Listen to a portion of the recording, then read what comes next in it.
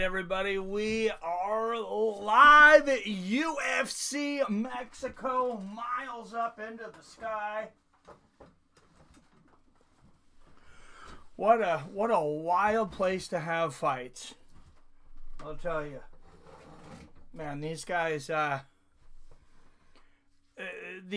of them cannot handle the altitude. Joe Pyfer. He showed up a week before instead of a month before. He's out. He got sick. He's out. He got sick. So if you want to blame somebody for Joe Pyfer not being here today, blame Joe Pyfer. Because he should have showed up earlier. Whether he got sick from not getting here early enough and having to push it for the weight cut, or if he got sick from the water because he didn't give his stomach enough time to get used to it. You know, all those microbes and everything, and different microbes, a different country. I mean, either way, at the end of the day, he's supposed to be a professional. He's responsible for that. If he just had like a neurovirus or something like that that is not related, I apologize, but I just feel like it's very irresponsible to show up a week before your fight and then pull out. Like, that just doesn't look good.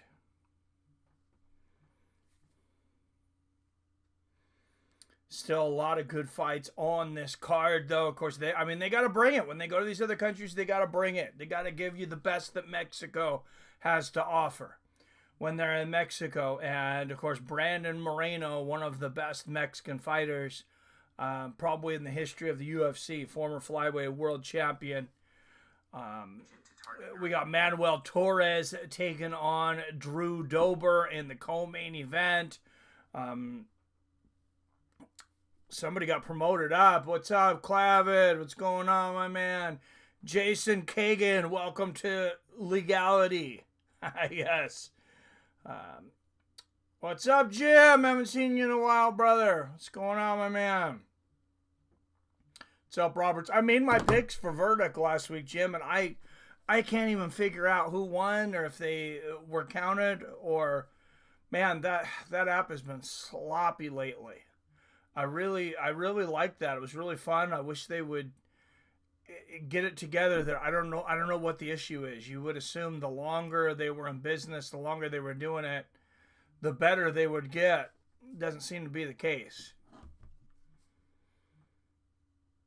Thank you, Clavet. Hope you're doing well. Also, my friend. Yes, Rob up in the house.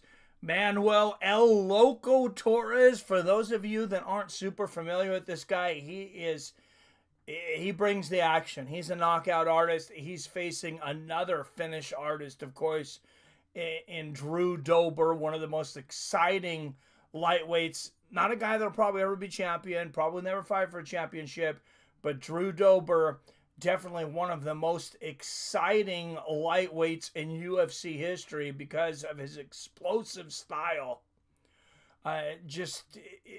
Kill or be killed mentality that he comes into the cage with. And you're seeing highlights of him right there knocking out Bobby Green and many other victims.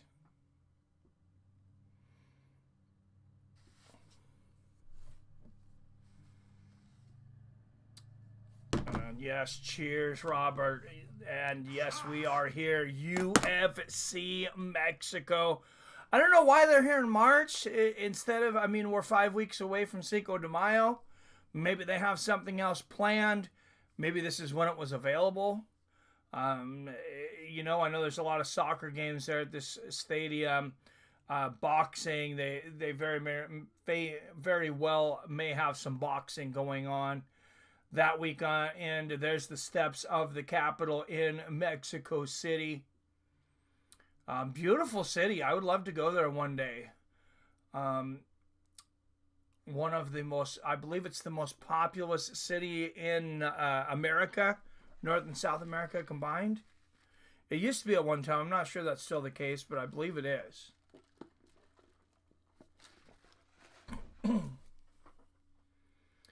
Let's grok that real quick. We'll grok that. See if that's correct.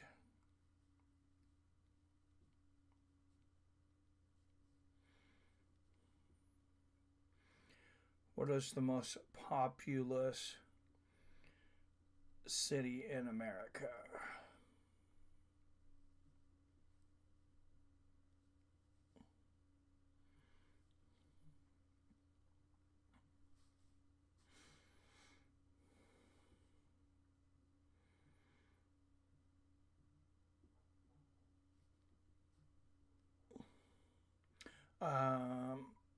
No, not in the United States. In the Americas, you dummy.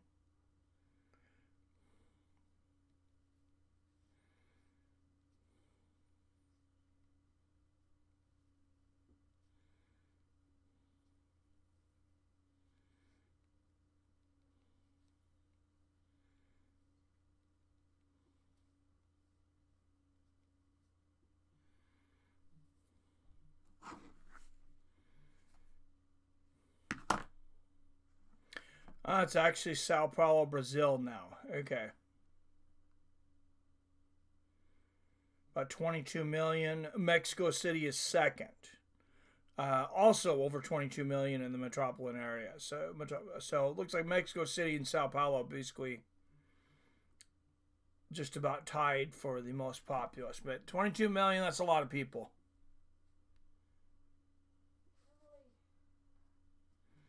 I know their people don't take up quite as much space as our fat asses, but still, that's a lot of space.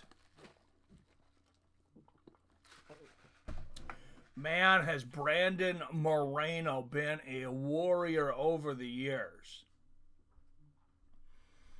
4 fights with Davison Figueiredo. I mean, challenging everybody and anybody in the history of the division.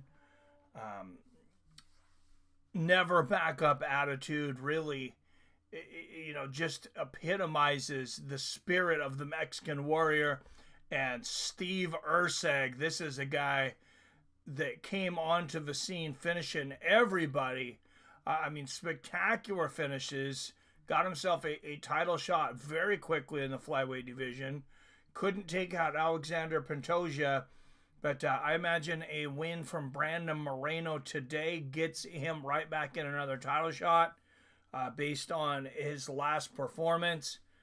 Last performance and then another impressive performance here that you would think should do it for him. Steve Erceg, as shallow as flyweight is, an impressive win here, even though he just got a title shot, an impressive win here. Maybe one more, and he's right back there for a title shot. All right, Ronaldo Rodriguez, Kelvin Borjas. Let's get this going right out of the gate. Let's put up a poll. First, we're going to get some odds, so you guys can have some knowledge for voting. We got to keep that great record intact. We had... I don't know. We probably had our worst event since we've been keeping track last week. That was a tough one. Ronaldo Rodriguez is a -218 favorite. Kelvin Borjas is the +180 underdog. And we'll go through a little bit more, like their last fights and such here in a moment. But we'll get the poll up. And then we'll get some more information out to everybody.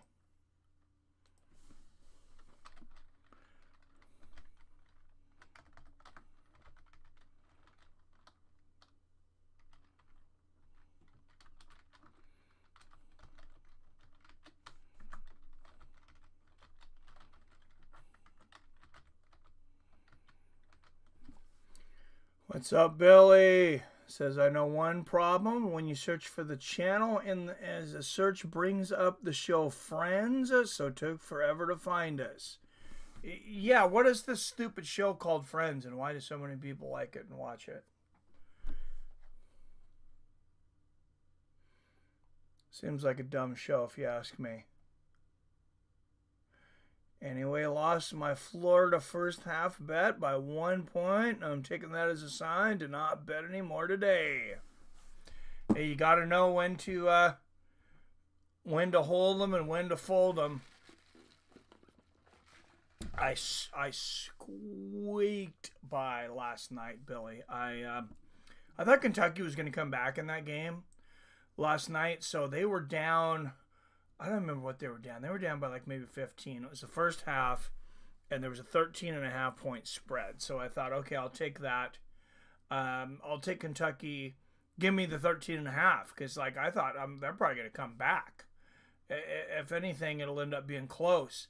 Man, they lost by 13. So I cashed by half a point. That was a butt squeaker. That was that one just barely squeaking by.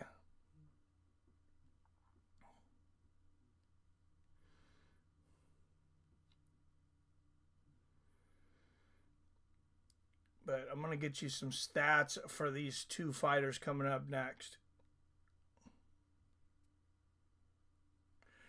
Just the main card this week. The wife wanted to go out and get some breakfast. We were a little slow moving getting up, so here we are. Ronaldo, Lazy Boy Rodriguez, 25 years old, 17-2, 12 finishes, 7 by knockout, 5 by submission. He's never been finished. He's 4-2 when it goes to a decision. He is coming off of he's got 2 wins in the UFC. Submitted Dennis Bondar second round. Defeated Ode Osborne in his last appearance. He has not lost a fight since August of 2020. That was a decision against Jerome Rivera. Actually, it was his first time on Dana White Contender Series. He didn't make it. And then he went over to Icon Fight Federation, had a first-round knockout. Then he went over to Lux Fight League, won 4 in a row with a couple of finishes, and UFC gives him another shot, and here we are. Kevin Borjas, 27 years old, 9-3, 8 of those 9 wins coming by way of knockout. He has been knocked out once. He's been submitted once. He's 1-1 when it goes to the scorecards. But he is coming into this fight on a 2-fight losing streak. He defeated Victor Diaz by unanimous decision to get into the UFC on Dana White Contender Series. Since then, he lost his opening fight to Joshua Van by decision. And his last fight, he got knocked out by Alessandro Costa. Before that, his last loss was at Combate 53. December 2019, he was submitted by rear naked choke. Had a 4-fight win streak in between those losses.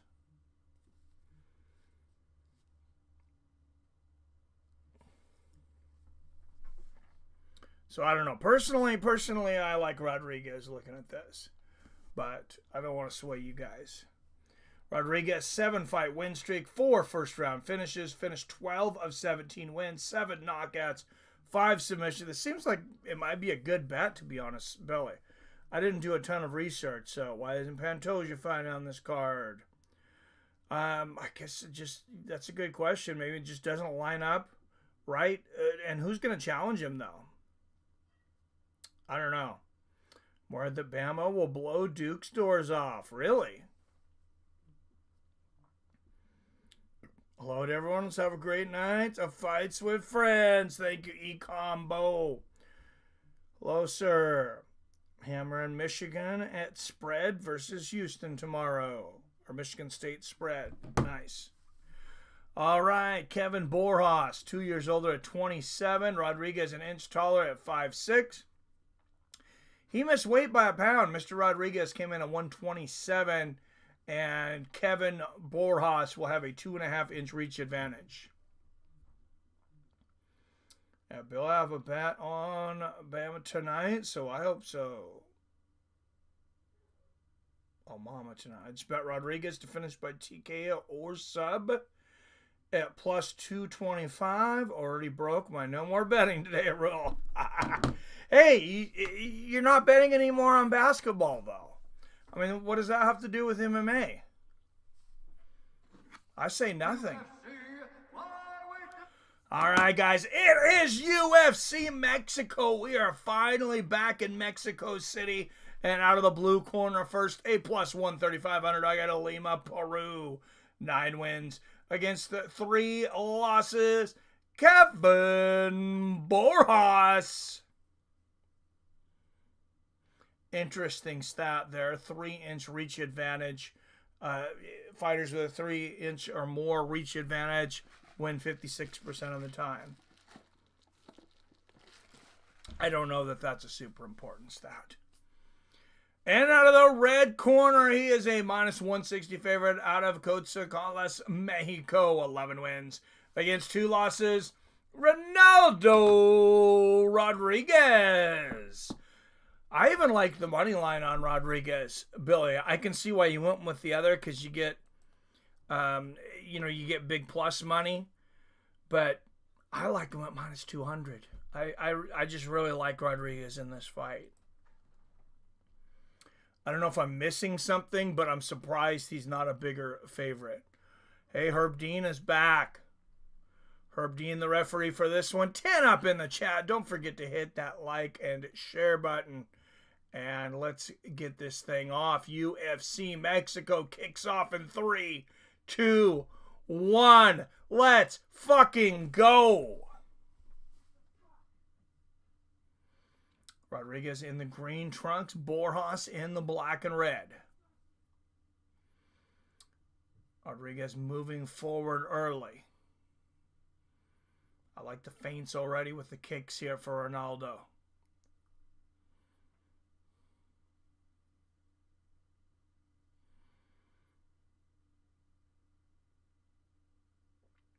Both guys swinging early. Good low leg kick from Borjas. Rodriguez continuing. Oh, throws a spinning wheel kick. I was going to say continues to bridge the gap, moving forward and push Borjas closer and closer to the cage here. Borjas has got to be careful that he doesn't just... Oh, look at that Karate Kid kick from Rodriguez. The athleticism on Ronaldo Rodriguez. Good low leg kick there from Borjas, but that looked like a soccer kick when they do like those flip somersault kicks to kick the ball through the goal.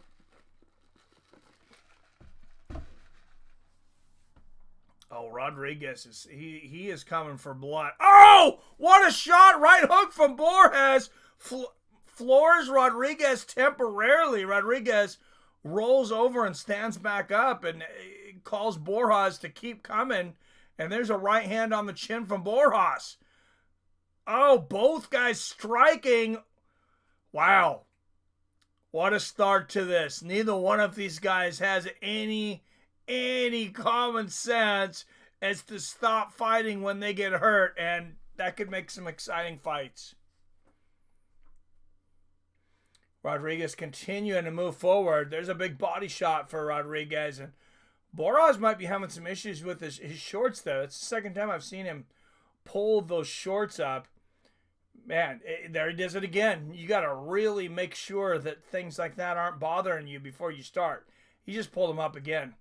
Yeah, this is ridiculous. This is a huge problem for Borjas.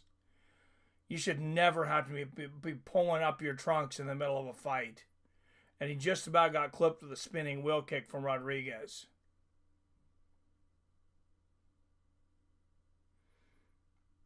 I like the little tweaks, the little kick feints there from Borjas, but I'm not sure how comfortable he is in kicking in these shorts. See the split, you can see his underwear. I mean, they might have to replace these shorts. This is ridiculous. He's constantly playing with these shorts now every 10 to 15 seconds. And all Rodriguez has to do is time it when he's going to go down and touch those shorts and just blast him. There's a good one, too, from Borjas.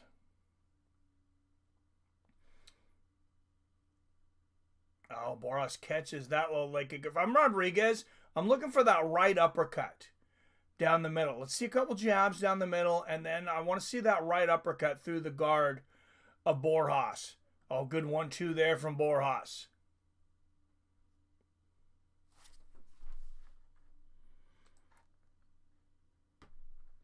Oh, another right hand from Borjas, and he floors Rodriguez again. That's the second knockdown of the round for Kelvin Borjas. And Rodriguez ducks under that one, but oh, a flying knee lands for Borjas.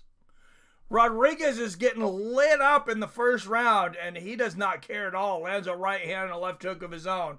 He's like, you know what? We're going to go back and forth in the center of the cage. We're not going to take a step backwards. Whoever wins, wins.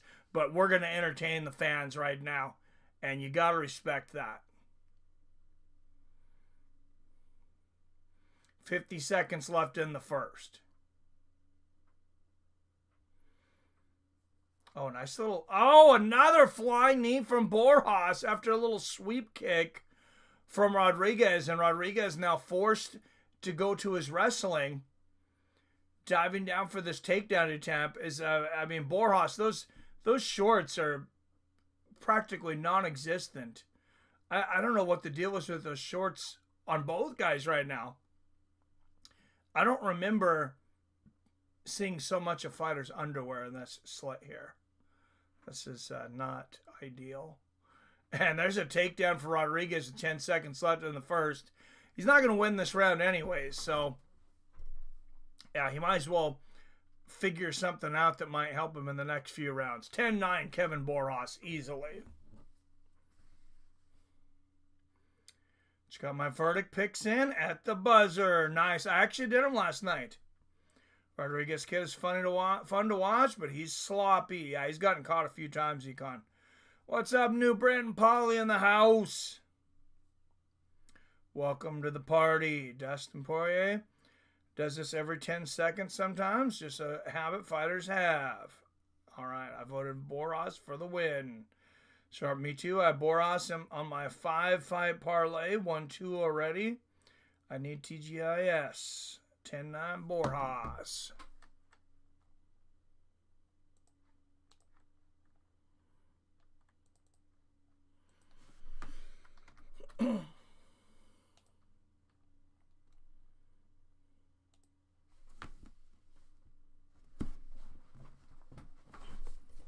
Summer is here, guys. It is already warm up here.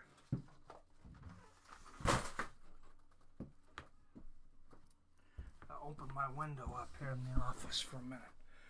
I haven't put the air conditioning in yet, but... All right, here we go, round 2. Oh, nice left hook there for Rodriguez. Yeah, I hope Rodriguez gets it done for you, Billy, since you just put some money on it. Good little leg kick for Borjas. Oh, Rodriguez throwing that flying Karate Kid kick again. That time aimed at the face. If he connects like that, could be a spectacular knockout.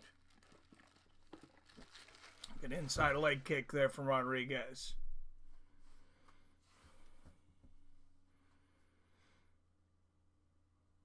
Yeah, that was definitely a wild first round, though.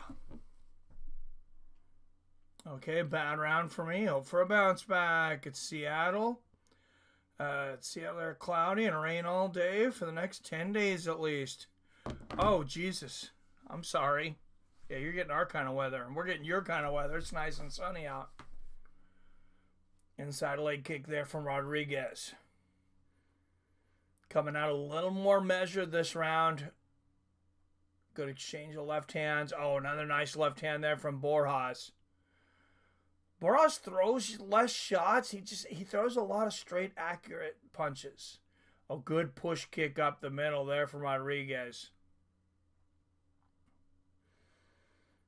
Rodriguez he throws so many combinations, so many different strikes with finishing potential.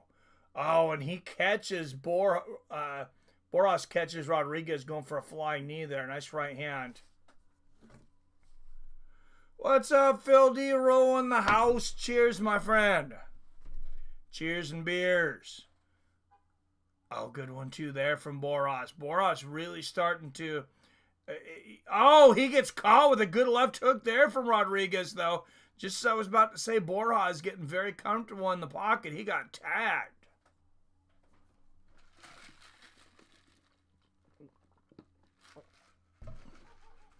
Come on, Rodriguez. Measuring with that right hand. I'd like to see some more feints, some more kick feints there from him. Good little kick to the hip there from Rodriguez. Oh, there's that spinning wheel kick. And Borjas couldn't get out of the way of it that time. He had to block it. That's a lot of momentum to block. Oh, good right hook from Borjas. What a great fight to start out this event.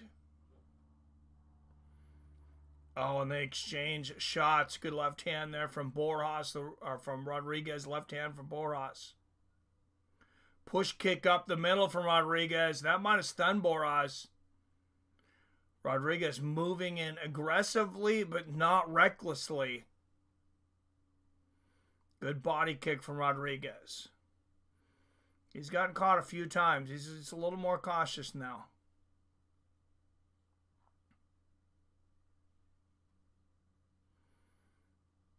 Oh, what a right hook from Borjas. Right hook, left hand down the pipe. Another good right hook from Borjas. Kevin Borjas surprising a lot of people right now, including me. Good right hook backing up from Borjas. And you never know how good someone's gotten since their last fight or last time you remember seeing them too. Some of these guys have such good camps now and trainers and training partners.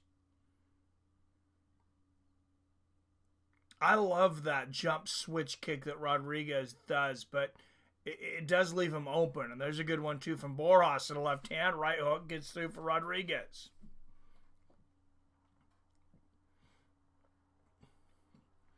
Oh, Borjas catching Rodriguez with the right hand there. Rodriguez might end up needing a finish here. I think he's losing a second round here. That's only good for you, Billy, though.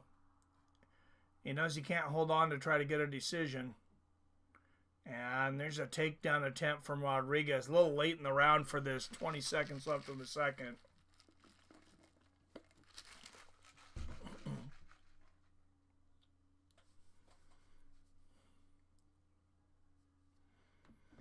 Oh, good knee to the body from Rodriguez. Oh, there's a spinning back fist. And what reflexes on Borjas to block that at the last second. Another great round. Monk looks like he has orange lipstick. No orange lipstick. Something with the orange on your screen, huh? My lips look red on mine. I don't know. I don't know how you're getting orange.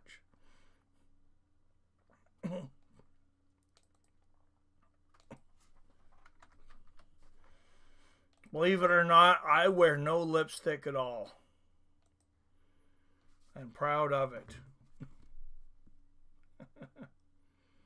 So you thought it was safe to watch a fights of friends UFC fight night, right? Where's Wyatt his Confederate flag? Oh my God. I like Maranello. Yeah, me too, man. 2018 Borjas. Haha, he does. Morning, Mr. Mike. Morning, sir.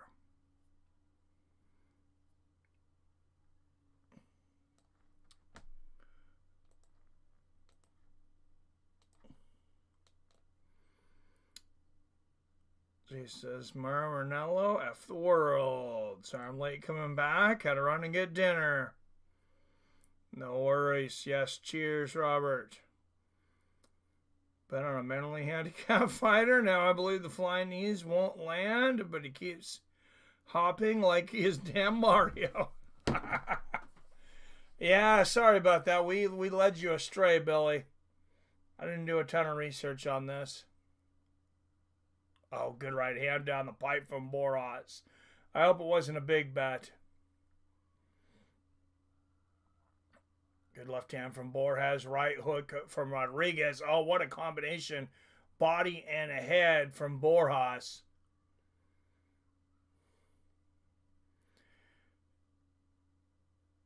Oh, slick counter there from Borjas. 1 minute into the third. Using Rodriguez's aggression against him. There's a good right hook from Rodriguez, though. And the left hand. He can still take him out of there. What's up, IROC? Good to see you, my friend. Seattle, who's your favorite commentator of all time? Jim Lampley. Former HBO boxing guy. He does some other stuff now. But good little leg kick from Rodriguez and a left hand up top. I think Jim Lampley's the best to ever do it. Oh, good right hook from Rodriguez.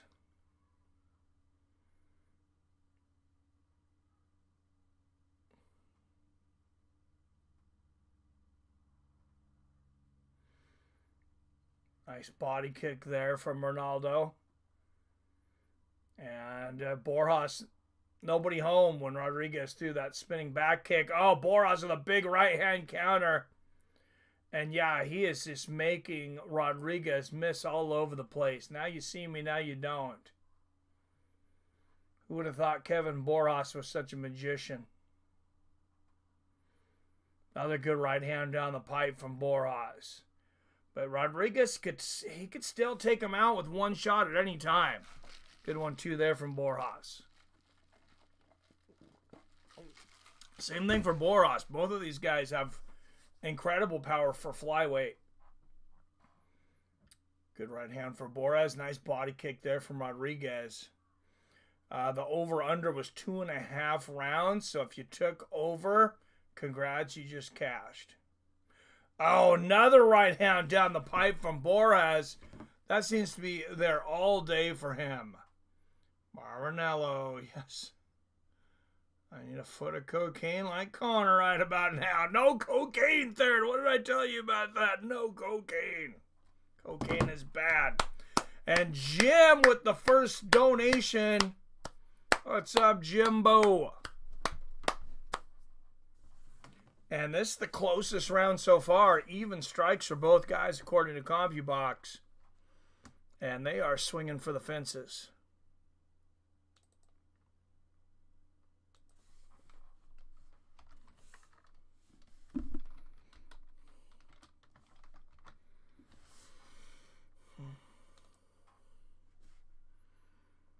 Oh, how did I lose I lost my clock. Didn't I have this? All right, 118, 17, 16, 115 left in this fight. Good right hand down the pipe there for Rodriguez. Oh, right hook lands for Borjas. 1 minute left. 59, 58, 57, 56, 55. And Rodriguez definitely pushing the pace, going for that finish to the last moment.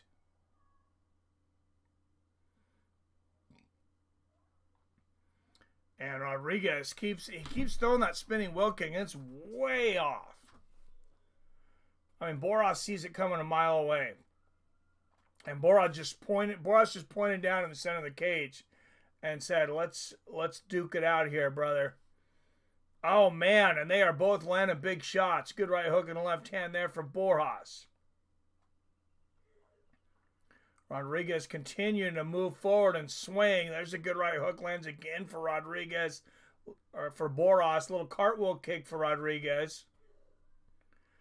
But Borjas just schooling Rodriguez with the hands here. And they are swinging till the bell. 30-27. Kelvin Borjas on my card. If you won anything, it would have been the last one. Jim, I went to the Shaolin Kung Fu place in Osaka yesterday. It was amazing. Oh, that's awesome, man. Did you get pictures? Please send me some pictures. That would be great. If you can. I know, no cocaine. Always wanted to go there, Crusoe. Just having fun talking. No, I got you. You good, brother. Crusoe, you are living the dream, bro. Super rad. Those people were so dope. I just went to watch. Super, super awesome. 30-27 Boras. I got my vote right. Could be 29-28, but if you're going to give Rodriguez any round, it would have been the third. I didn't give him that round, but it was a much closer round for sure.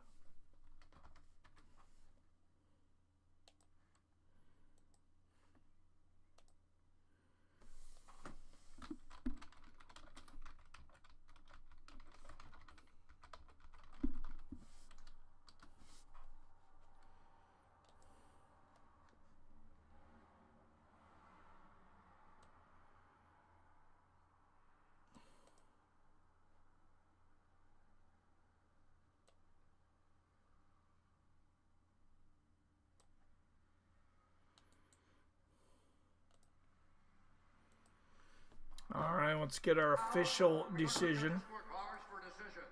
The judges scored the contest 30-27, 30-27, and 29-28 for the winner by unanimous And there we go. decision, Kelvin. All right, nothing difficult about that decision.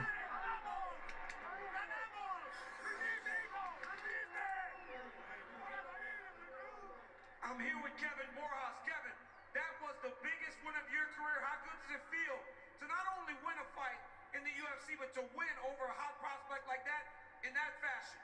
Acá con Kevin Burjas, esta debe haber sido la victoria más grande de tu carrera. ¿Cómo te sientes no solo una victoria acá en Ciudad de México en contra de alguien que venía tan fuerte como lo hiciste? La verdad, gracias a México. Sinceramente sé que, bueno, la mayoría no me quiere, pero créeme que estar acá en su país lo respeto mucho y bueno, sé que me gané el respeto de cada uno de ustedes. De verdad. Oh, sorry, Billy. We hope you get it back.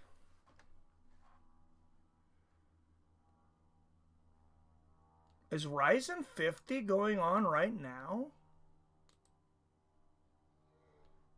I've seen this pop up. I thought this was usually... Okay, no, not till 11 p.m. tonight. I don't think. That's an interesting... Wow, what a long card, too. We have not done a Rising card in forever. Ooh, Luis Gustavo coming back on that one, though. Naoki Inoue, Yuki Matoya, Chihiro Suzuki, Ryo Saka is back. Yeah, there's some good names on that card. That's interesting. What's up, Wyatt? Looks like missed a great fight. Caught the last 90 seconds. Yeah, it was crazy. Security check time. Let's not forget, Mikey has an effing volcano in his backyard.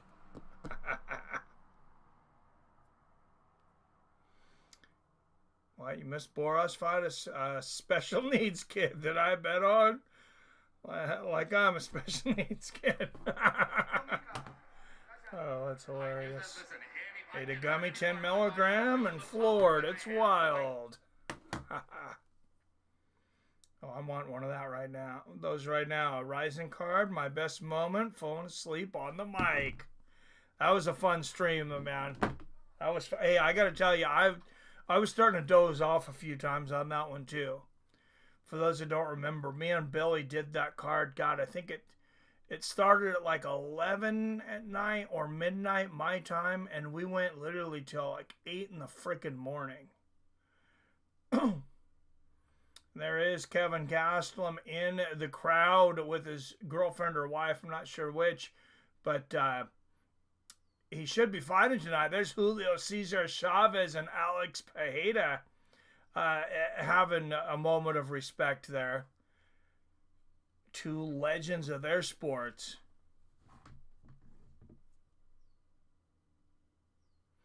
What's up, Chef Johnson in the house? What's going on, my man?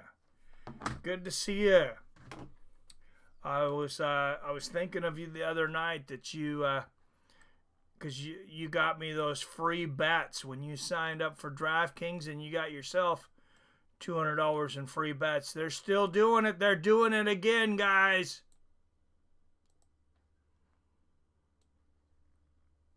DraftKings is doing it again for March Madness. Deposit $5 or more, win just one bet, and get $200 in free bets. Guys, you've seen the actual commercials now. You know it's a real thing. It sounds fake. Does it not? Wait, who's that with Brandon Moreno? His latest effort last November was an indicator this man has plenty of elite level fighter left in the I thought he was married to somebody else or dating. And there it is, Steve Erceg. Oh, you are so right, Wyatt. We were talking about this. Steve Erceg so looks like he needs a a pocket protector. Doesn't get much more white and nerdy than Steve Erceg. Chef John says worth it. Oh yeah, that was a lick. Any word on what weight class Cowboy will fight in his comeback? Is assuming 170. I'm trying to ignore reality because I don't want to see Donald Cerrone get hurt. But I'm assuming it would be 170. Alex Pay is at every single non-Apex UFC event. Dude isn't jet lag. He is jet lag. Wasn't Steve on The Office? He looks like he should have been. I don't think he's old enough to have been on there, but yeah, he really looks like he was. What's that, Chef? And sorry to hear that, Billy. Hey, you still got plenty of time. Erceg looks like Steve Carell from The Office, and tennis star Novak Djokovic had a baby. Dude, you're not lying. That's hilarious. All right. I gotta ask Grok now. I've been a little obsessed with the AI on Twitter, by the way, too. Grok. I made my thumbnail on there. But I'm gonna. Did Moreno leave his wife, or did she lose 40 pounds? Dude, I don't know, man. That's what I was wondering. I was like, what is going on here? Did he get a new squeeze? I mean, he's out of country. Did they not know? Did they not know? Does he not know that they filmed them coming in? Like, you can't be bringing your girlfriend and your side piece there. You know, UFC Mexico, if you got cameras on you. You just got to keep that on the down low. What's up, PBR Street Gang in the house? My Vegas friend. Yeah, I don't know. Taking my meds. I feel the anxiety from those things. It's insane.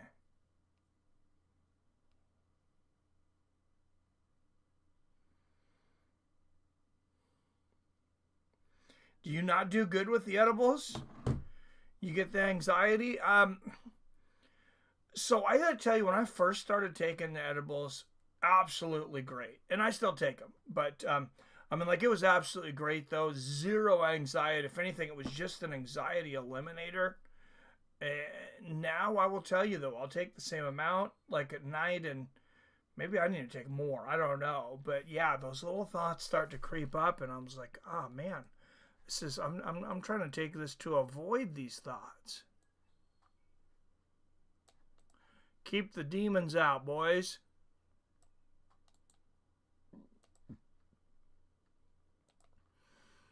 All right, let's get the next fight up here. And the next poll. Last one, unfortunately, was an L for us. Man, we had been doing so incredible. And then last week, man, I think we were like 2-5. It was the worst week I can remember. I don't know if it's the worst week we've ever had, but it was the worst week I could remember recently.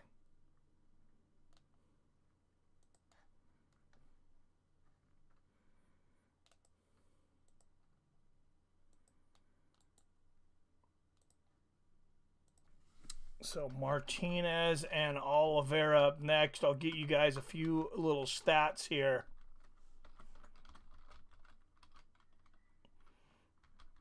So you don't feel like you have to jump into the vote. Because if I didn't look at stats this week, I wouldn't know who to pick.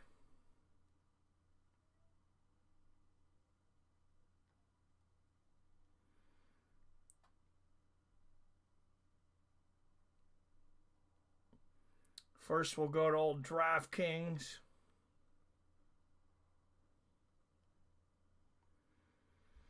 Oh, okay. Well, this one should be an easier one. That answers it. David Martinez, a minus 750. Simon Oliveira, plus 525.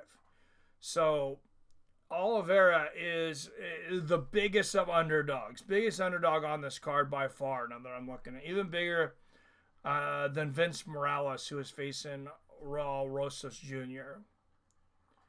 But we'll still...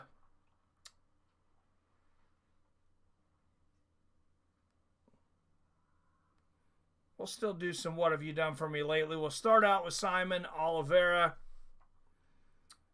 from Santa Catarina, Brazil. 18-5, 16 wins coming by finish, 11 by submission. He's been finished once by knockout. He's only 2-4 when it goes to the scorecards. He's 0-2 in the UFC. Won his Dana White Contender Series fight by split decision. Lost both UFC fights, one to Tony Gravely. Got knocked out by Daniel Marcos in his last fight. And we're going to run out of time, but I'm just going to tell you, 11-1, David Martinez is much better. This one should be an easy one, guys. Oliveira, 7 years older at 33. Martinez, an inch taller at 5'5". Oliveira will have a 4.5-inch reach advantage at 72 inches.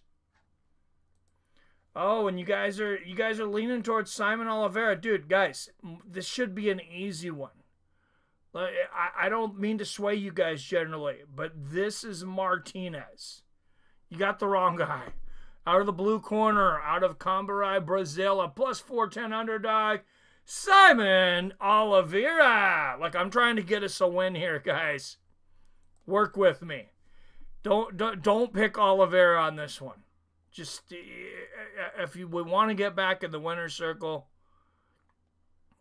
All right, out of the red corner, he is a minus 550 favorite from Mexico City, Mexico. 11 wins against just one loss. David Martinez. Oh, here's our picks. There we go.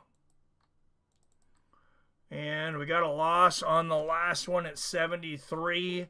Let's try not to get another loss. Where are we at?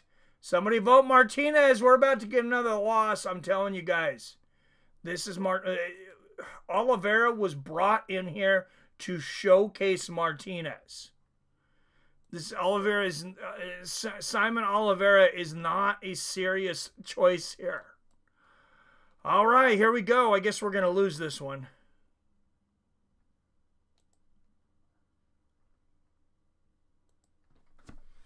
All right, Oliveira in the yellow, Martinez in the green.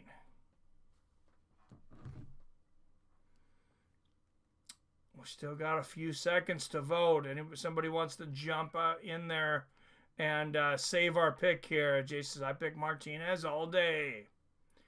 Good man. You guys picked Oliveira? The hell? We're batting 0 tonight, baby. I picked Oliveira, and I'm standing with it. Remember, I'm Cam Special. Oh, my goodness. You're killing our averages, Billy. Texas tap up 4 over Florida with 13 minutes to go. Oh, nice. Damn it. Feeling sleepy at work. I'm sorry. You know what would wake you up, Theron? Oh, voting for Martinez in our poll here. Oh, it's just getting worse. More of you are voting for Oliveira. You guys are just fucking with me now.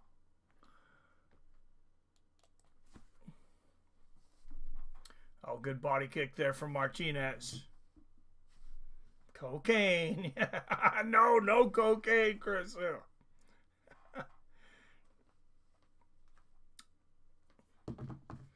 Yeah, Starbucks will get you jittery. It might taste like shit. Jason. Mikey, I don't think Oliveira got the fucking memo. He looks like he came here to an actual fight, bro. So far, yeah. I mean, he's got his mouth open, but... Oh, good body kick there from Oliveira. Yeah, I still don't see him winning this fight, but hey, we'll see. Nice spinning back fist there. Yeah. What's Martinez's discipline? He looks like a D1 wrestler. He's got some kickboxing. I don't know what his wrestling background is. He looks tough. I wouldn't want to fight him. Huh? Well, he's 135 pounds, so I think you'd be I don't okay. give a shit. That motherfucker can run 10 miles. That's why you got to get him in the cage. You just pick him up and slam him. If you can get a hold of him. What's the number one rule about fighting Mexicans, Mikey? You do not fight a Mexican in a phone booth. Ever. All right. How about, I had to call and say that, because Oliveira looks like Oliveira might have hung out with Hunter Biden before this fight. How about? He came out for it. Yeah, speaking of cocaine, right? Jason Kagan, everyone. If Oliveira wins, Mike's going to have some explaining to do. PBR Street Games, I voted for Martinez. Hey, I still have the poll up. I was holding out. Oh, hey, Martinez is ahead, 55-45. It's a good time to end it. Yeah, I will take the credit for that. Good right hand there from Martinez. I mean, somebody's cashing in a lot of pesos if Simon Oliveira wins this. Good right hand upstairs there from Martinez and a low leg kick.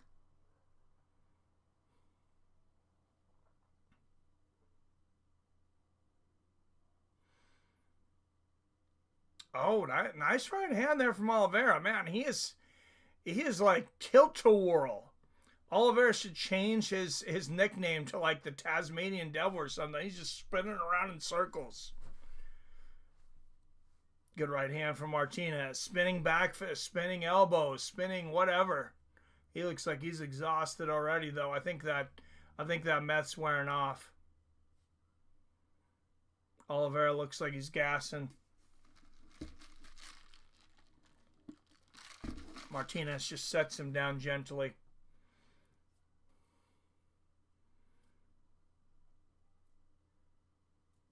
No lack of effort on Oliveira, that's for sure. Oh, good right hand to the body, left hook upstairs from Martinez. Oh, what a right hook from Martinez. And there's a combination. Here comes the ground and pound. And it is all over. Mark Goddard stops this fight with about 22 seconds left in the first round. David Martinez, first round knockout. Is that going to be a fight of the night bonus? I don't know.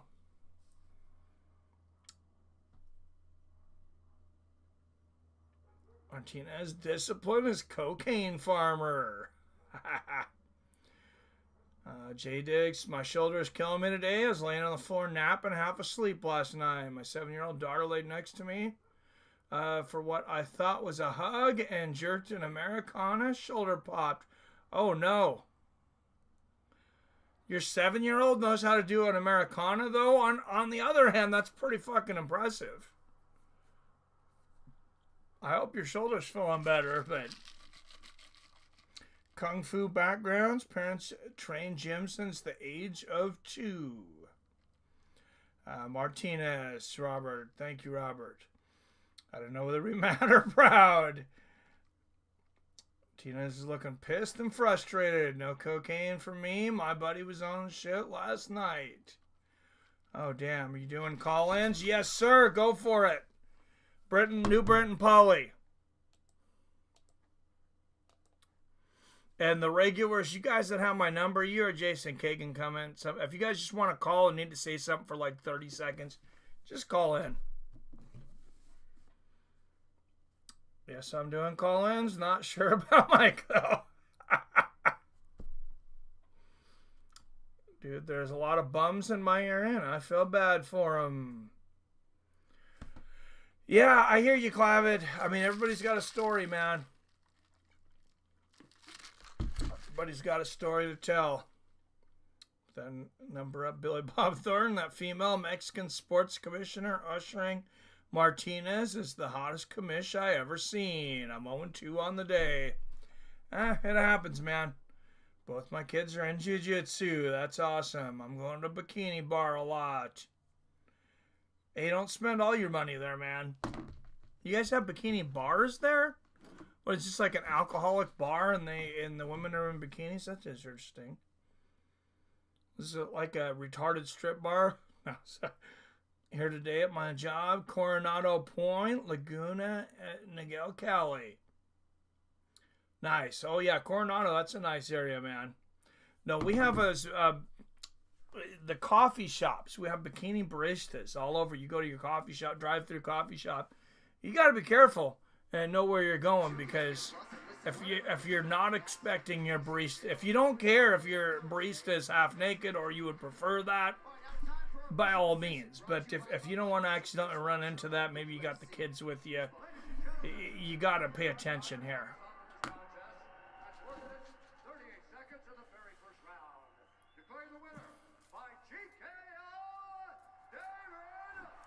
All right, David Martinez gets it.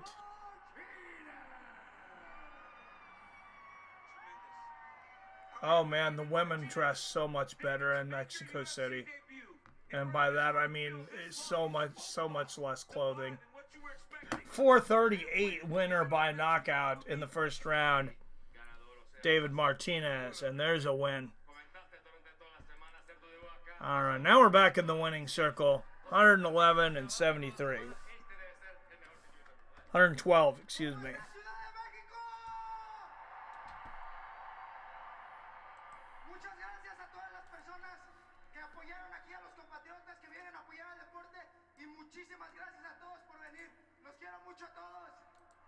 First of all, thank you so much for all of you coming, for supporting the sport.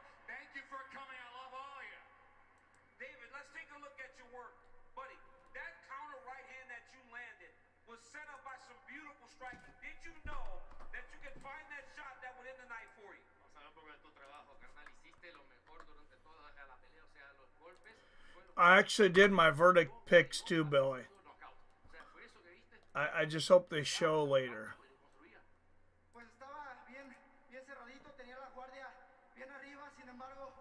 All right, Raul Rosas Jr., Vince Morales coming up next.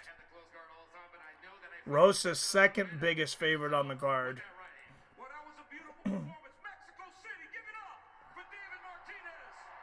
David Martinez, 12-1 as a pro, and as far as the UFC debut goes, couldn't have gone a whole lot better.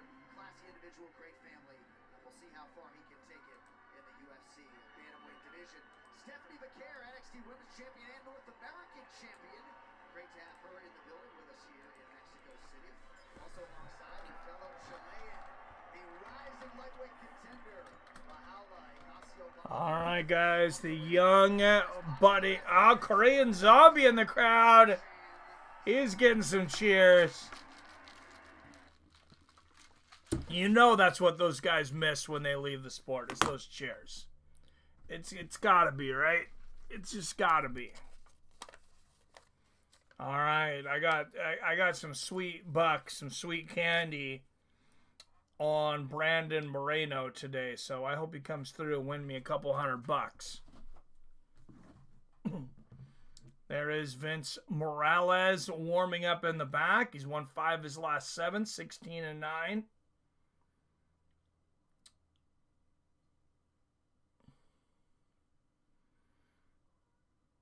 Here today, oh, they're not there twerking on the counter in his favorite bikini.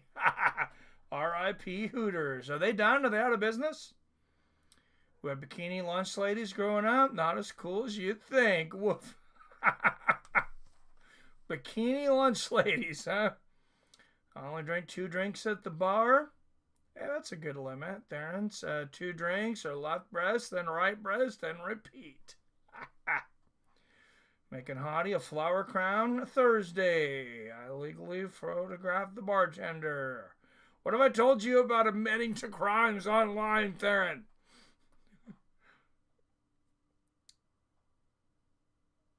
Chihuahuas? What's Chihuahuas? Okay, I'm going for a bet Rosas by sub and throw a little bet on Rosas by sub or TKO. Let's go. What's the odds for Rosas by sub? Like plus 150?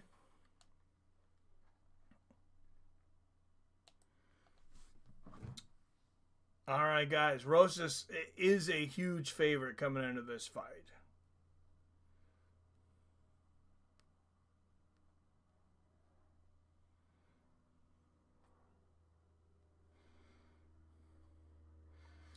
Rosas Jr. is minus 600, plus 440 for Morales. Let me look at some method of victories here. Oh, Rosas to win by submission, plus 225. I like that one, Billy. I like that one a lot. At plus 225, Chihuahua is going to lose tonight. You know, Rosas looks special too, so got to stay consistent. He does a little bit. This man, Michelangelo, doesn't know about Chihuahuas. Unsubbed. Like Chihuahuas? I don't. Plus 200 for sub, plus 140 for the combo. Oh, you're getting gypped on the odds, man. I got plus 225 over here on DraftKings for Rosas by submission. Let me see what it is for double method of victory by submission or knockout.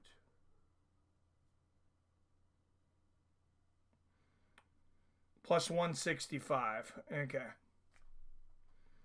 So about the same there. Chihuahuas. Yeah, I don't know. Jason Kagan, what's up? Mike, if anything was a lock, it's looking like fucking Poofy Face Rosas is a lock. This other motherfucker's coming off of 2 fucking losses. 2 losses. His last win was August 30th of 2024 against somebody for a championship. UFL, Phoenix versus Las Vegas. He got a submission win. He's got 2 submission wins and 1 decision. Like, I don't know, if Rosas was guaranteed to beat anybody whose name wasn't Jason Keegan, it's this guy. It's this guy. Well, Vince Morales is in the UFL. I hate to be mean. Raul Rosas Jr., though, looks like he fights for the Ugly Fools League. So I don't... Oh, my God. You ableist. Just, you're part of the patriarchy. You're so jingoist. It was low-hanging fruit. It was like right there, and I thought about it. I'm like, it popped in my head. I'm like, should I say it? I generally do. When it pops in my head, I generally say it. When it pops in my head and I say it, I usually end up having to buy people shit to make up for it. Oh, well, on stream I say it, yeah. Otherwise, I got tired of losing shit and, losing friends, getting hit, pissing the wife off. People throwing fruit at you. Yeah. Good Mikey, I gotta go. I'm gonna die.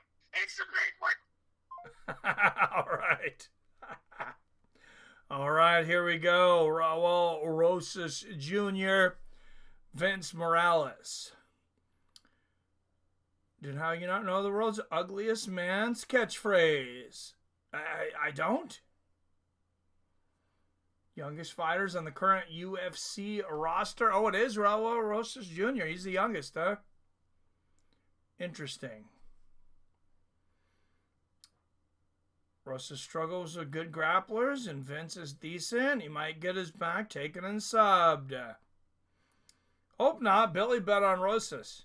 Bartender Theron took a picture of in their bikini was actually Raul Rosas Jr. He yelled Chihuahua at Theron. Good times. What's up, King James? Yes, Rosas is highly favored. He has lost when he was highly favored in the past. I think we probably all remember that. But just the one time.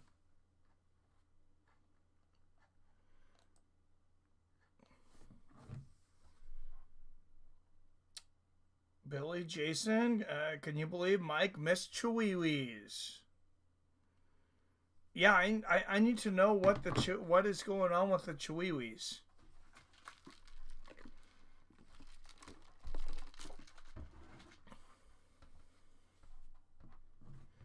And that was me, and you're right, Jason. I need to apologize to Raul Rosas Jr. He's not in the ugly fighting league. Yes, I did. We're going to act like Rosas doesn't have a full clothing brand, which every single item has Chihuahuas plastered. How do I not know this? I wish I missed Chihuahua. It's a promo vid UFC did for Rosas.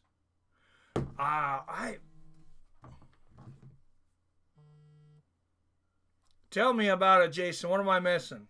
He might not be in the ugly fight league, but his mom was an ugly fucker lover. Oh man, you're gonna criticize me and you're gonna go after his mom.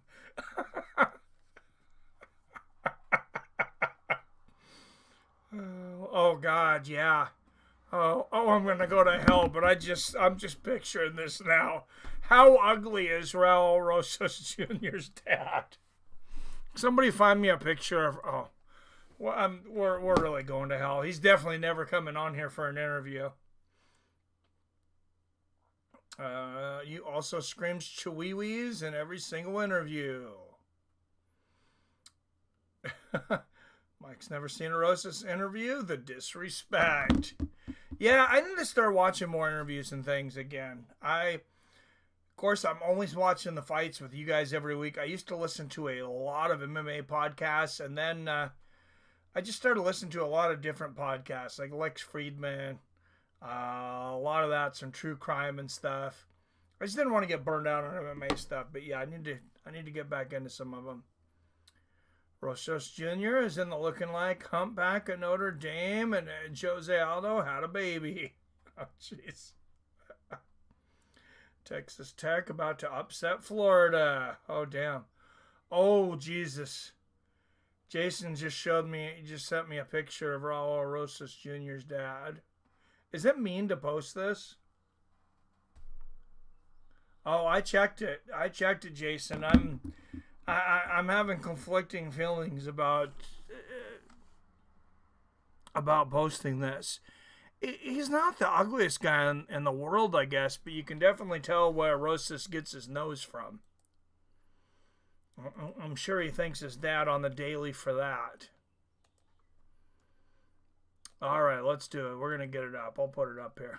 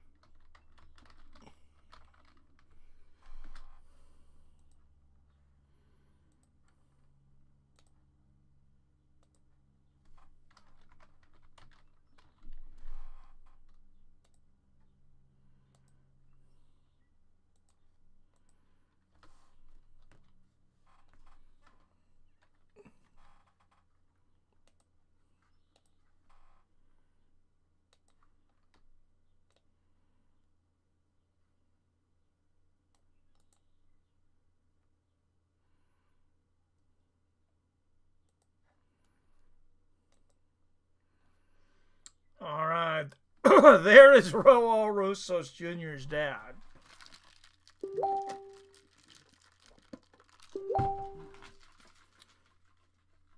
It looks like God might have been drinking a little bit when he made this man. Like he was drinking, maybe having the shakes, possibly a seizure. I don't know. Raul Rosas Jr. despite his ugly face on a 3-fight win streak.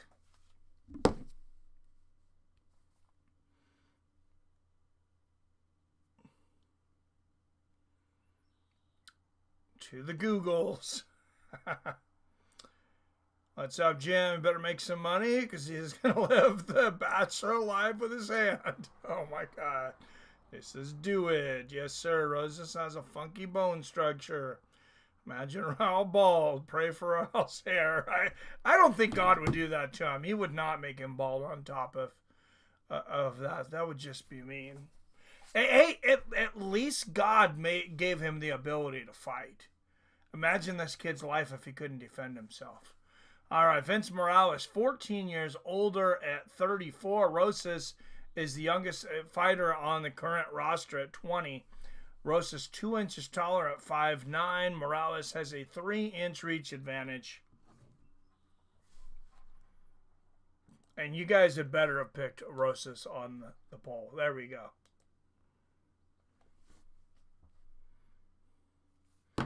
All right, out of the blue corner, a plus 380 underdog out of Las Vegas, Nevada.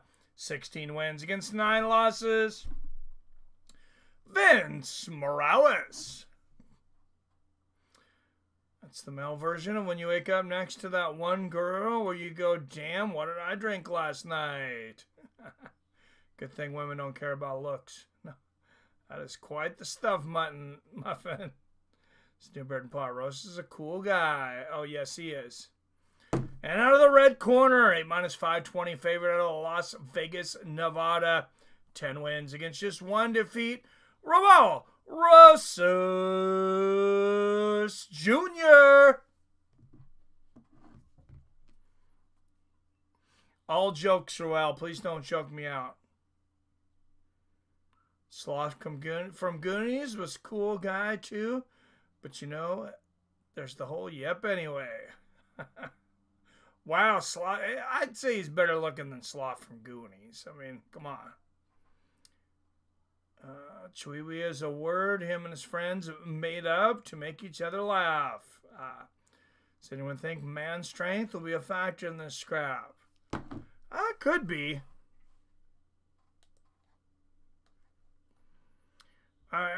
I think Rosas is going to be good, though.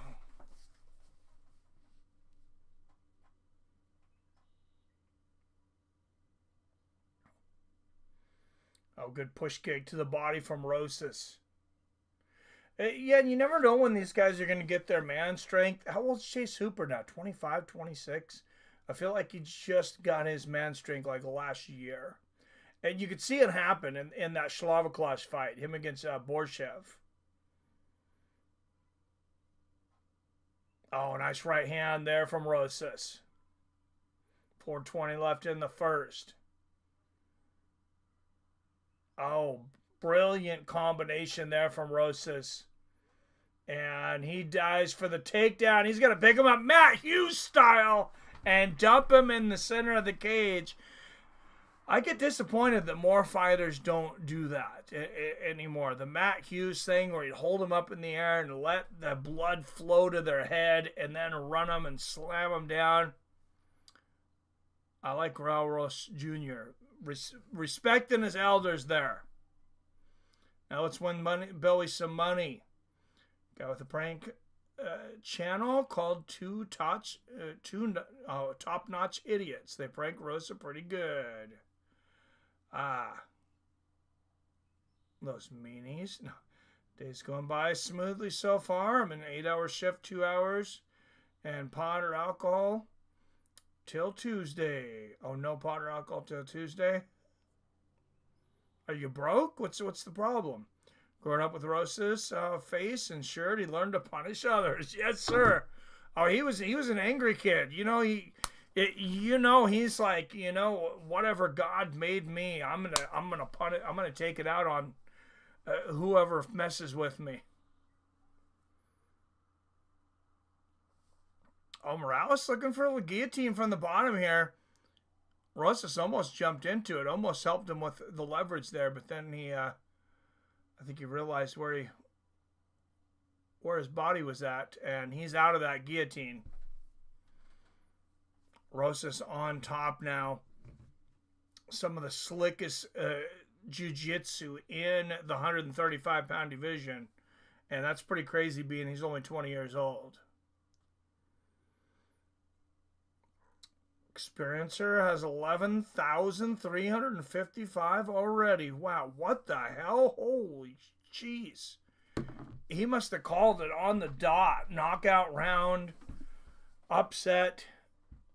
Yeah, that's quite impressive.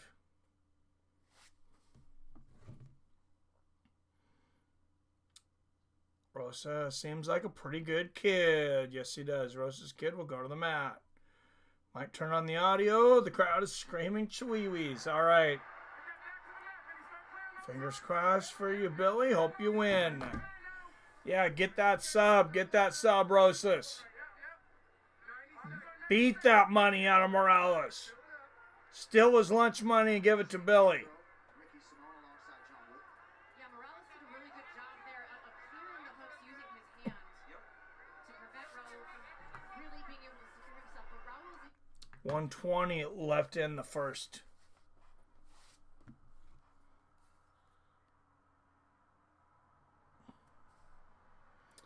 Me and Wyatt were talking about this the other day, though. There's not near as many finishes on the ground. Like the ground and pound finishes, not as many guys doing it, not as many guys getting submissions on the ground. I think defensive grappling has just, turned a corner.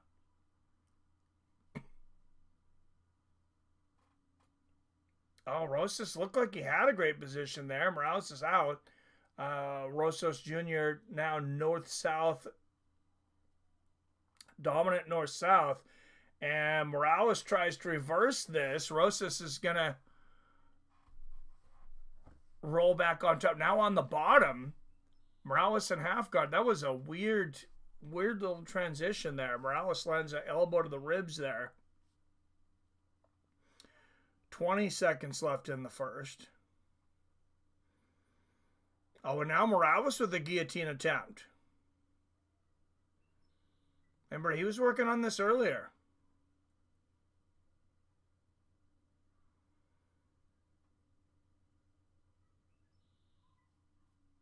And there's the bell. Rosas might have been saved by the bell there. Rosas gasses a bit in the late rounds, so let's see how this goes. Rose says agree. I mean, gas tanks are going to be tough for everybody today at this elevation. But yeah, if he doesn't come correct with his cardio, that could definitely be an issue.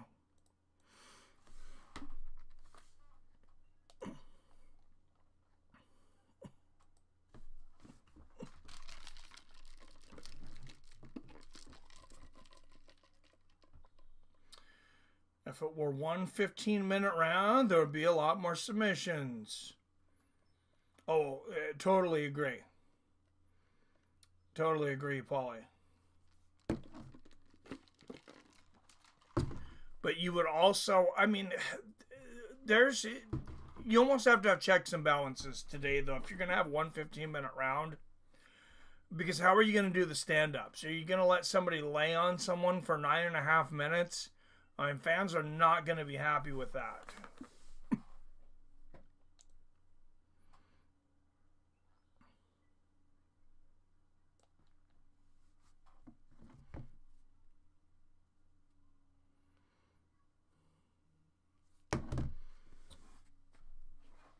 Oh, good left hand there from Rosas. We got PFL coming back here soon, too, guys.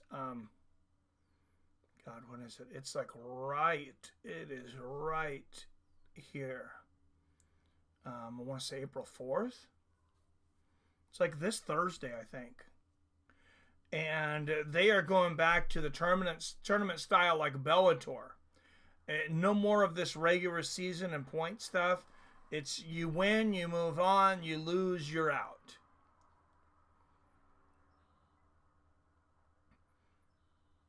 Which is how Bellator started. So why not buy a failing organization, run it the rest of the way into the ground, and then copy their business plan? Seems genius.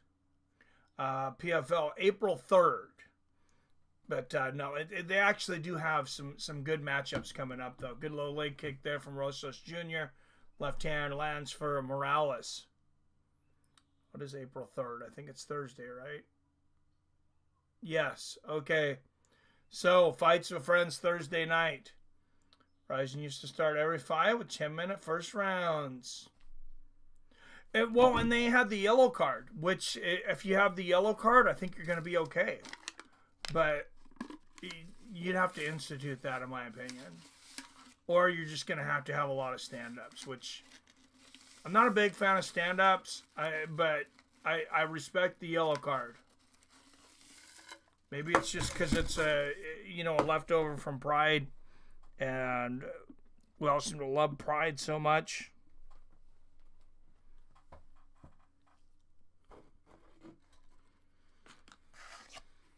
Rosas working on a takedown here. Oh, Morales kind of jumped ship there. Tries to jump that guillotine again.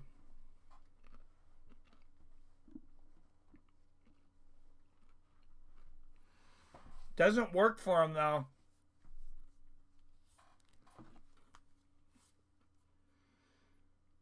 Fishing up my second coffee now. Gotta have that coffee. Would be cool if UFC did that and used yellow card. Oh, yeah, yellow card in UFC would be incredible.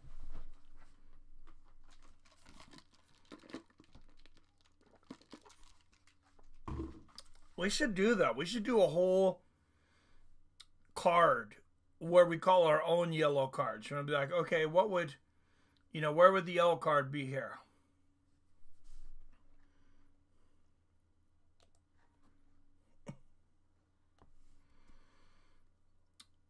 Oh, Rosas full hooks in here. Morales doing a good job of fighting the submission so far of Roel.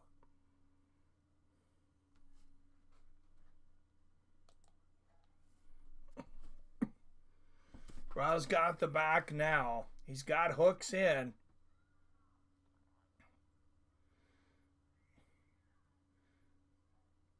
Can he sink it in here against Morales? He's got a lot of time to work, too. Almost a minute and a half.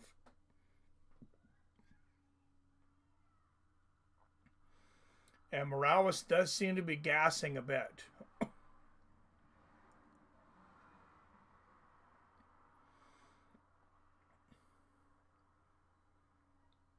Oh, Rosas. Oh, look at this.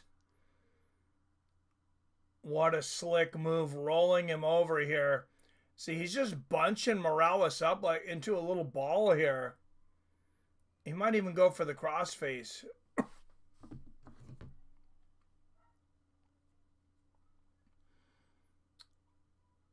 Okay, look at that. Been away from my office for 1.5 rounds. Rosas ain't got the job done yet. No, not yet. He needs to move it, right? 30 seconds left. Oh, Morales standing up. We could have a backpack here to end the second. Raul Rosas Jr. with the Matt Hughes slam earlier. Wouldn't this be incredible for him to get the Matt Hughes backpack choke at the end? But not going to happen yet. Morales down. Rosas lands on top of him, and that's going to be the round.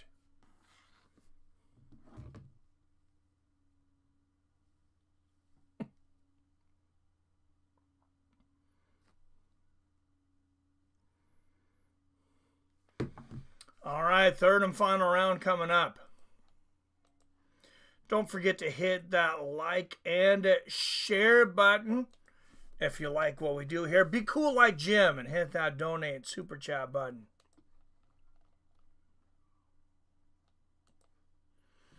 Can't have just the Canadians donating, right? Come on, got to show them what America's got.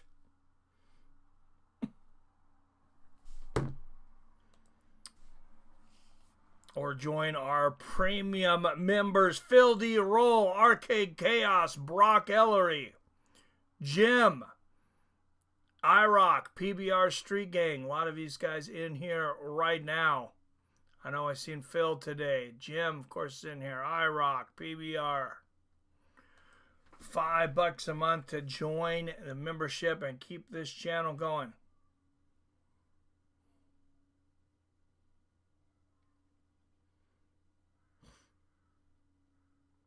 All right, here we go. Third and final. Get out there and make Billy some money, Rosas. What's up, Arcade in the house?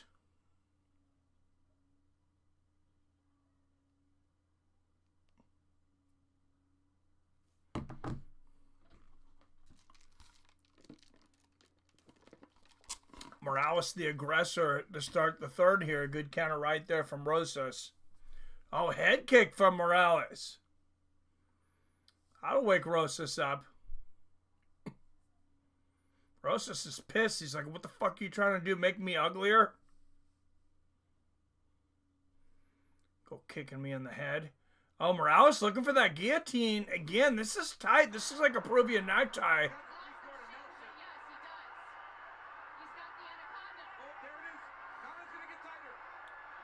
Oh, he's not under the neck now, though.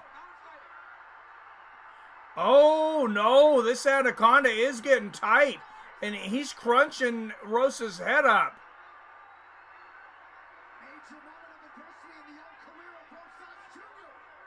And I think Rosas is out of this for the moment, but it's not under the neck. He's got to get out of this situation. Oh, and it's under the neck again. He's turning red. Yeah, this is a very tough position for Rosas. I think you might have thought about tapping that for a moment. Oh, Rosas is out again. He's out of the choke, but he's got to get himself out of this position. And there, now Rosas is on top. His head's out, and he is inside control.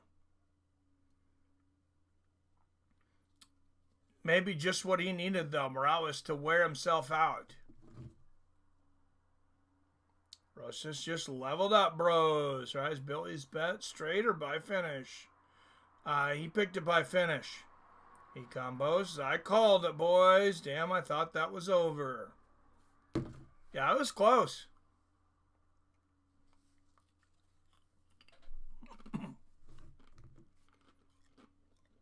Never had a full fulcrum on the neck. No, he didn't. But he had a nasty position. Oh, what a nice trip there for Morales. Great little counter judo throw there.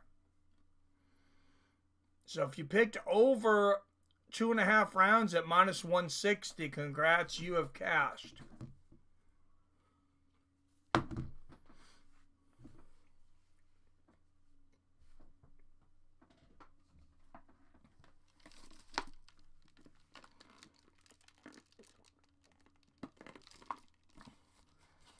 Two-minute warning. You got to get it done, Ruel. Come on, man. People are counting on you. Money on the line. It's a very difficult position to escape. You're right, King James. Yeah, it wasn't just the being under the neck. It was the way he had him balled up. Like, that's a nightmare.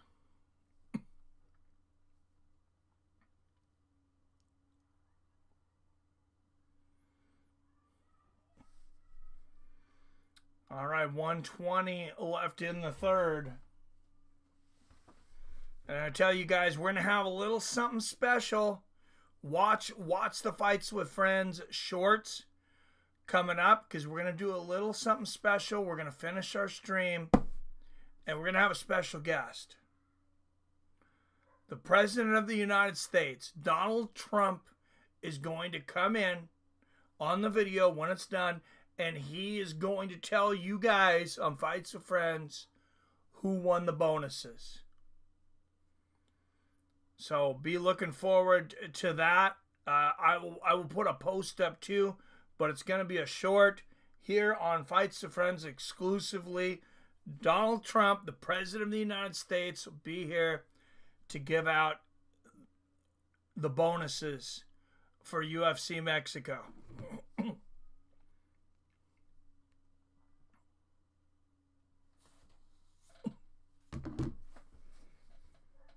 Morales working that. He's working that guillotine choke again. Oh, man, that anaconda, excuse me. He's not going to get it. He's not on the neck now. But, man, Morales has really put Rosas in check a couple times with that move. If you like grappling, lots of life there over those 15 minutes between. And this crowd on their feet, because what a back and forth grappling war. On my card, Rosas gets it 29-28, but Vince Morales really threatened there in that third round. He was very game.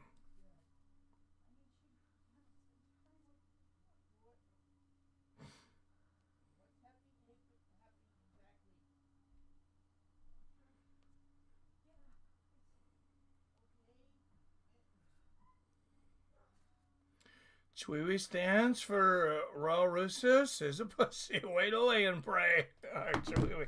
Yeah, he stole your money, Billy. What the hell? What the hell? He markets himself at like this is like this submission artist, and then you go and bet on him by submission, and he lays in praise to a decision. I think he might secretly be working for Vegas.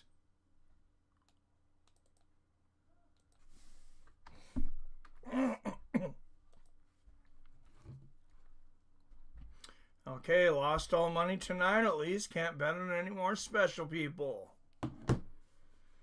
Sorry, Billy. That sucked, man. I thought he was going to get the submission, too. Plus 225. I liked that bet, but this is going to get smoked. 25 to anyone. Top 30, I'd say. Well, he's only 20, and that's why they're bringing him around so slowly.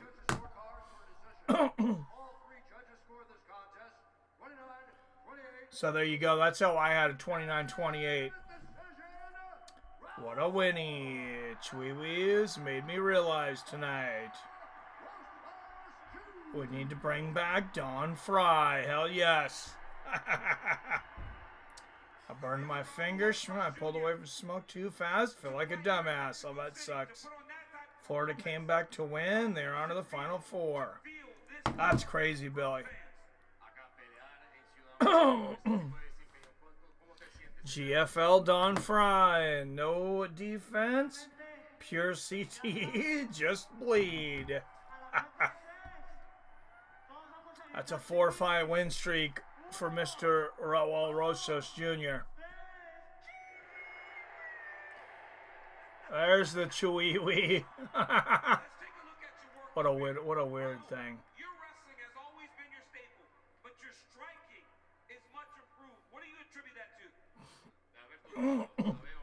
The Chewy thing. What a weird thing. All right, we're gonna get a little preview, little Trump preview. You guys didn't know this was coming, I don't think. We got Trump in the house, and he's gonna break down a little bit of what just happened with that fight.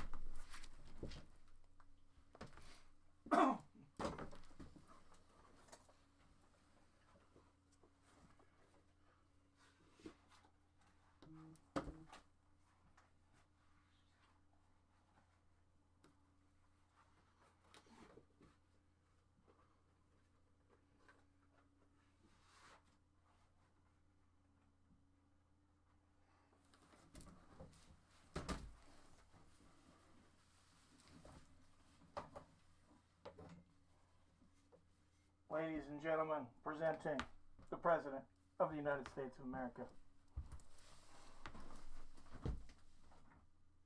I don't know. I gotta tell you guys, Jason, Fights and Friends family, it's pretty disappointing.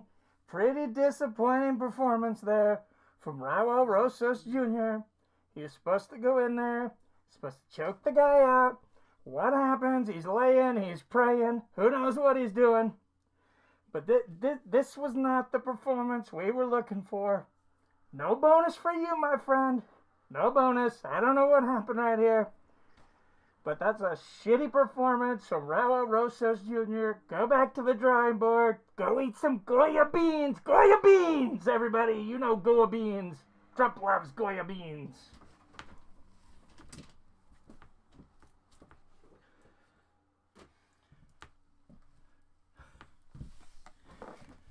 And Henry Cejudo in the crowd. All right, little performance there for Mr. Trump. Finding Trump purge mask.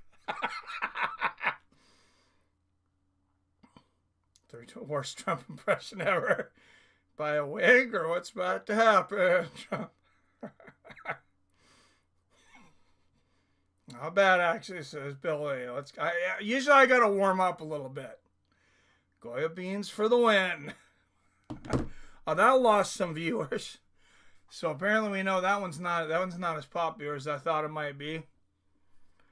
All right, look at this. Look at this coming up. Yair Rodriguez, Patricio Pitbull. Man, what an introduction to the UFC for Patricio Pitbull. 43 pro fights, 24 finishes, and he gets a debut against Yair Rodriguez.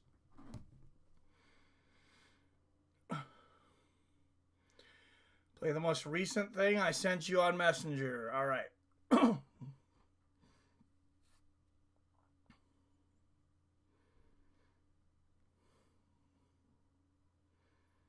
I see the Chihuihuis.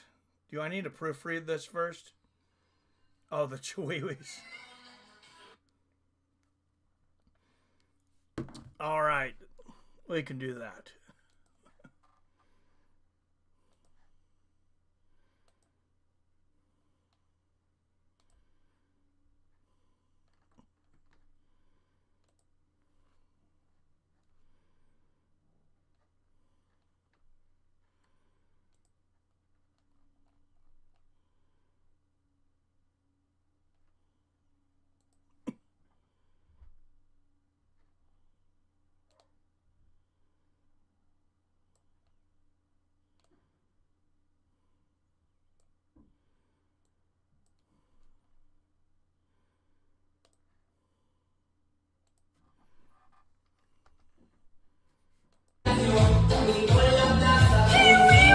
Oh my God.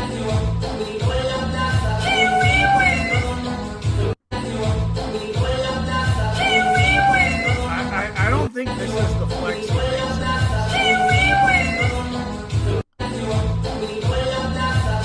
It sounds like you're saying Raul Rosa's doing. It sounds like you're saying you have like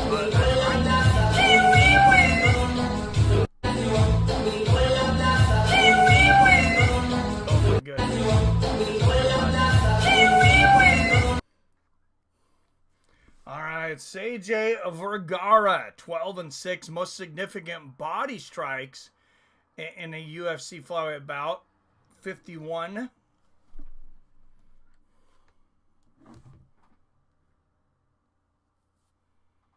Hope I didn't just destroy my channel with the Trump impression. Looks like I lost people big time.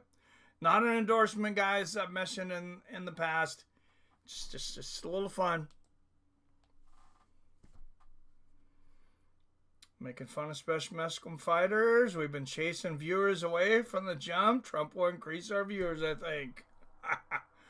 Why, dog? Because of the Chihuihuis? I hope you're happy. No, we don't punch dogs. Therese looks like the Wish version of Alex Bejeda. All right, let's get the next fight up here. Edgar Chiriz, CJ Vergara.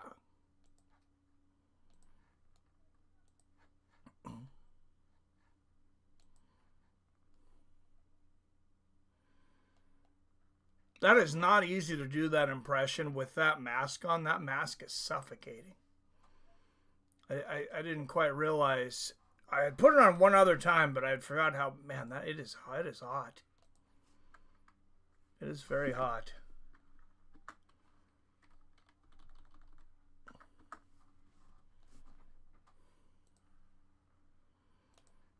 We're going to keep doing it, though. I'm going to keep working it. Like I said, we're going to have the performance bonuses. There'll be a short out for it. No more soundtracks, please. They get you in trouble at work or what, Theron? With the Chihuihuis?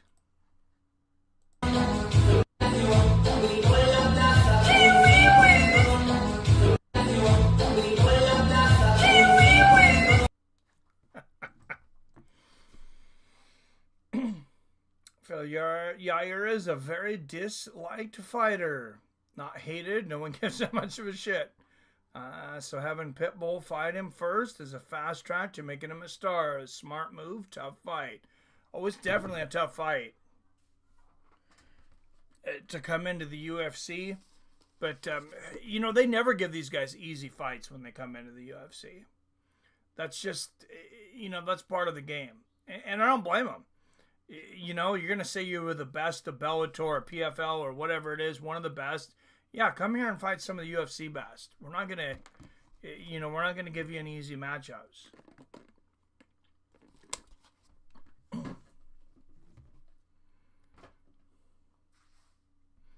Mike, my little cousin just got dropped. Now, what are you trying to do? No more Chihuahua. Oh, jeez. Yaira's an effing beast. Yes, he is. I think Yaira's going to beat him. But smart business move. A Pitbull can pull it off. Yeah, I got to favor Rodriguez. That's because Pitbull is up there. He's up there in age, too. I think Billy requested more Chihuahua.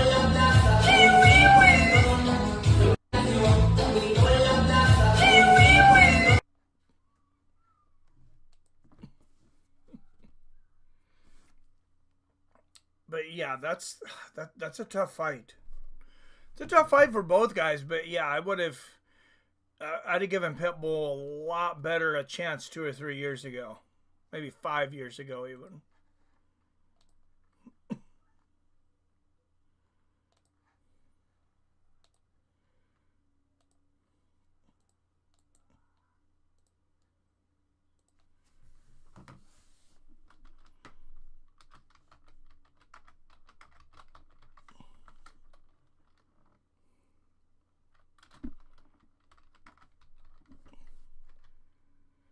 All right, Vergara Charez, real quick. Let's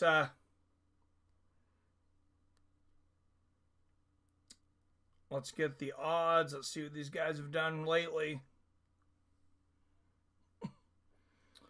All right, Charez, minus 278 favorite. Vergara plus 225 underdog.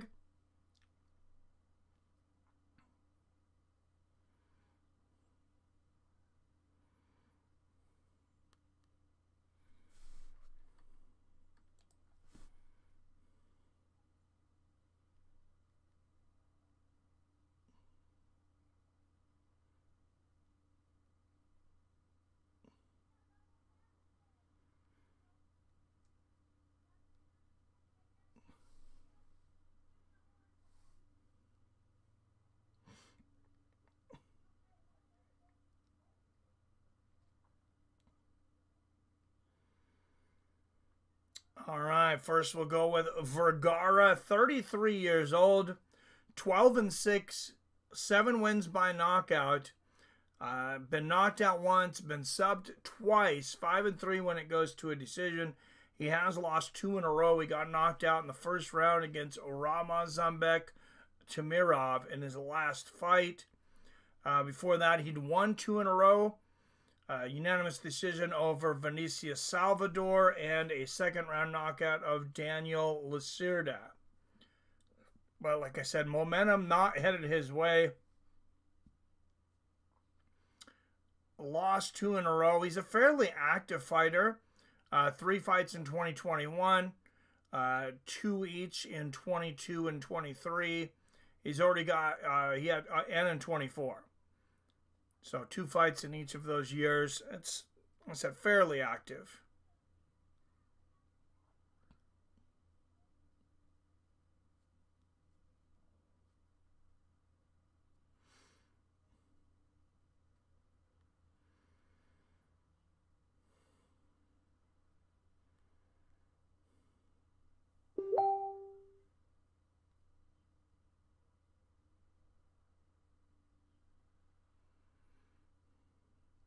His opponent, Edgar Charez.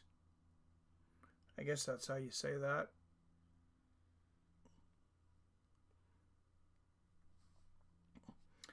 Edgar Chiriz, 29 years old, 11-6, all 11 wins coming by way of finish, 7 by submission. He's been submitted twice. He's 0-4 when it goes to the scorecards. And he lost his last fight against Joshua Van. Before that, he submitted Daniel Lacerda. Then he lost to Tatsuro Taira. So he's 1-2 in the UFC. Tail of the tape, CJ Vergara, 4 years older. Chiriz, 1 inch taller. Both men at 126. Chiriz will have a 3-inch reach advantage at 71 inches. I don't know, guys. I like the favorite, I guess, minus 278 if I have to pick.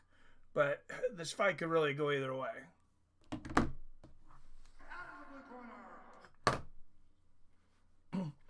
Out of the blue corner, he is a plus 225 underdog out of San Antonio, Texas. 12 wins against 6 losses. 1-4 as a UFC underdog. CJ Vergara. You got one more in you, Billy? I would just take Edgar Chiriz. Straight money line. If you don't have one more in you, I get it, though. Out of the red corner, a minus 280 favorite of Mexicali, Mexico. 11 wins against 6 losses. Edgar Chiriz. Although, to be honest, it's hard to imagine betting on either one of these guys.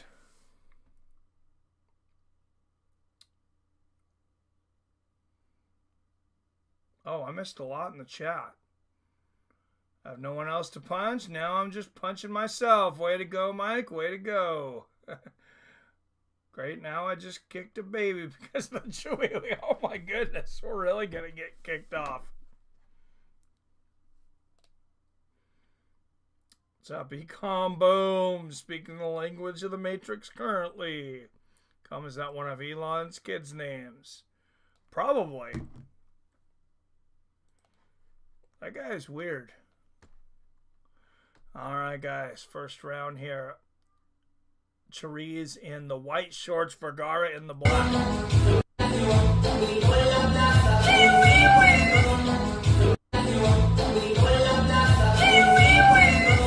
Good low leg kick from Vergara. Oh, what a combination upstairs from Chiriz, though. Lighting Vergara up. There's a left hand on the chin. Chats really should be studied by professionals of some sort. By psychiatrists to figure out if we should be allowed in society.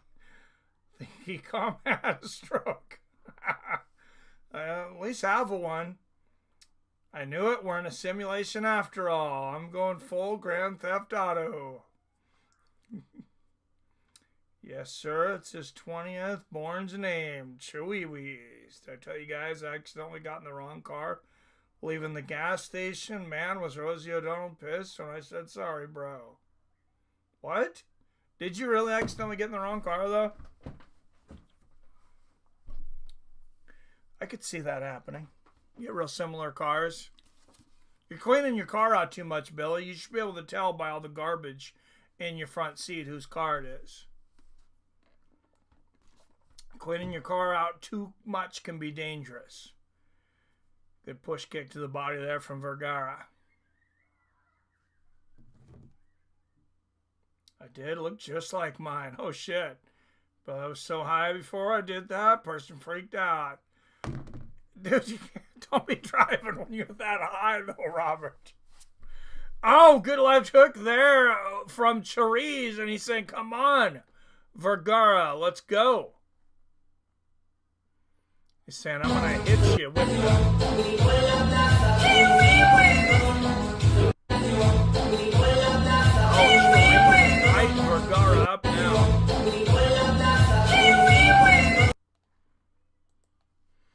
Oh, he's out of the chin.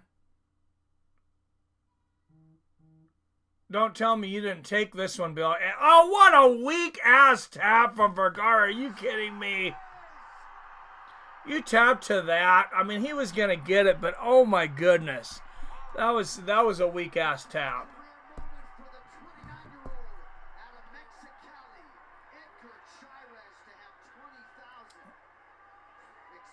Trees looks like an El Salvadorian drug lord. Little bit.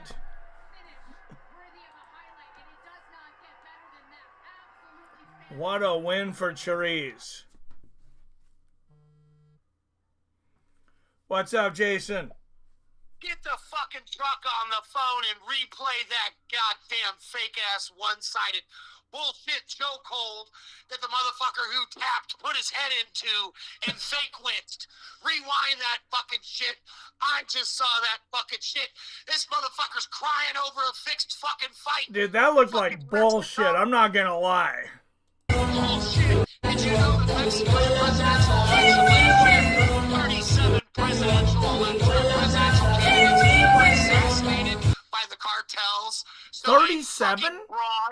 37 37. were murdered by... You're serious? Dude, how is not that the biggest news in the world? How did I not know that? 37 Mexican presidential candidates were assassinated by all the cartels. So a bitch named Claudia Scheinbaum, whose grandparents are communist Jews on both fucking sides, emigrated to fucking Mexico in the 20s and the 30s, could be, excuse me, fucking president. Look at that fake-ass fucking joke. He didn't even have both sides. He could have moved his chin. He could have moved Dude, his head. that was lame. That was lame. I gotta say, as soon as I seen it, I'm like, oh my god, this is a nightmare for the UFC. That is a fixed fucking... Oh, well, look at all the crying here too. Oh man, this is Joel Osteen shit. dude. This is a sad day for the UFC. I'm not even joking. Like, there needs to be an investigation into that shit. That was bullshit. Hey, watch Narcos Mexico. You'll learn more. All right. But that is the true statement. It was 33, 34, 37 Mexican presidential candidates were assassinated. So the first female Wow. is white. That's crazy. Their president is a Jewish female who is 100% That is white. crazy. She It has should have been eating Goya beans, Jason. Goya beans. The mighty bulletproof Goya beans. The Goyas. The Goyas. We love the Goya beans. We love the Goyas. I don't even know what Goya beans are used for, but they're beans, so they're good. They're high in iron. It's the brand. You remember when he like endorsed that brand of canned beans for like Cinco de Mayo or some shit? Negative. Okay, look it up. Look up Trump Goya beans. I remember the day after COVID dropped, and he was the one that touched the microphone on the podium, and he said, "I touched it. I had to touch it. Somebody had to touch it. I am the chosen one." Yeah. Goya beans. Something not right up there in that boy's head. Goya beans. No, definitely not mine. Goya beans on Trump. Oh, shit. No. Oh, he did. Oh, this is the best thing since Billy Beer. Oh. Do you know what Billy Beer was, Mikey? I don't think so. I'm looking at a picture of Trump with Goya bean shit. Oh yeah. It's pretty great. It's pretty great, isn't it? Oh my god.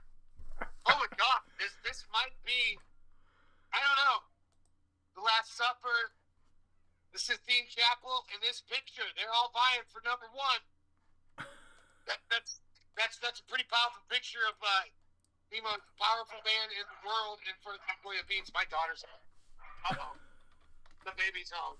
Oh no. Oh my god. Go get the baby. Okay. Billy Beer was Jimmy Carter's brother's beer. Jimmy Carter was president. His brother didn't have shit to do. So he's like, what do we do? And the CIA gave him a beer company. Oh, that's hilarious.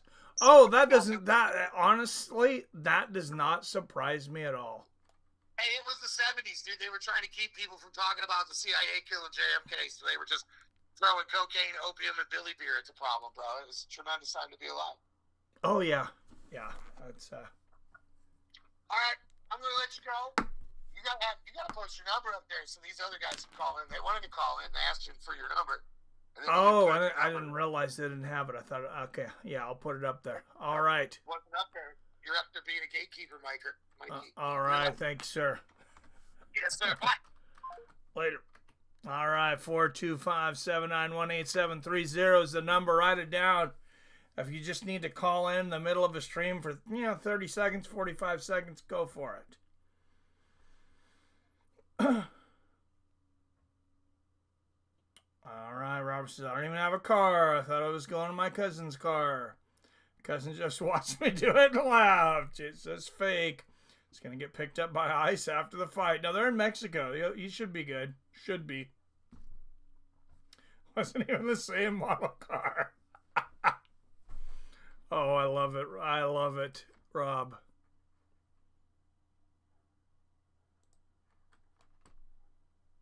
Say goodbye to Slack because chat. Was ordered to tap by the El Salvian drug cartel. His fam was on the line. That kind of timidity will get you cut by the UFC. No, that was horrible.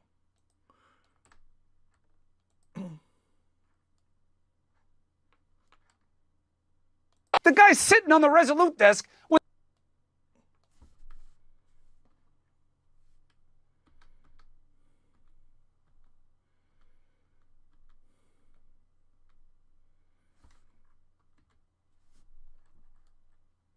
And the cancel culture movement would criticize.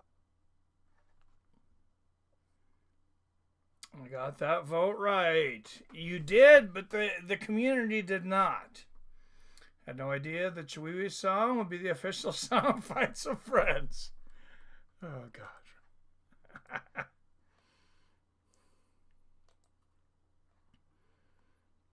Oh, that's funny.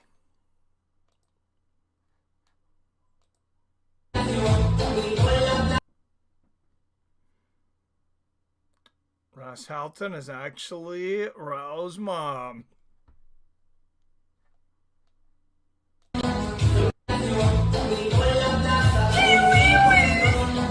Should come out Chihuahua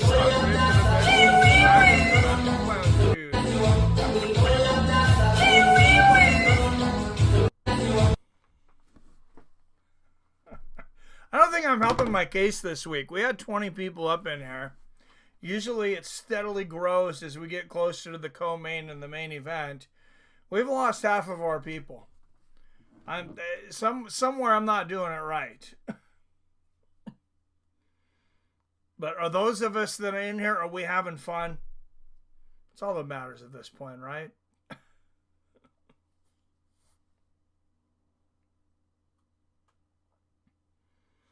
Oh, next fight. That's what I'm doing. We're the co-main event already. And that did not honor the 3 spot. That might have actually cursed the 3 spot. Because the 3 spot, in every card I can remember, ever since Jorge Masvidal knocked out Ben Askren with that flying knee in the 3 spot. Oh, and there's a good 3 spot coming up. Bryce Mitchell and John Silva. But did we have a jinx? Is there a jinx amiss? Because that was a shitty tap to a shitty choke in the 3 spot fight. Will it create a curse? Has it forever cursed the 3 spot?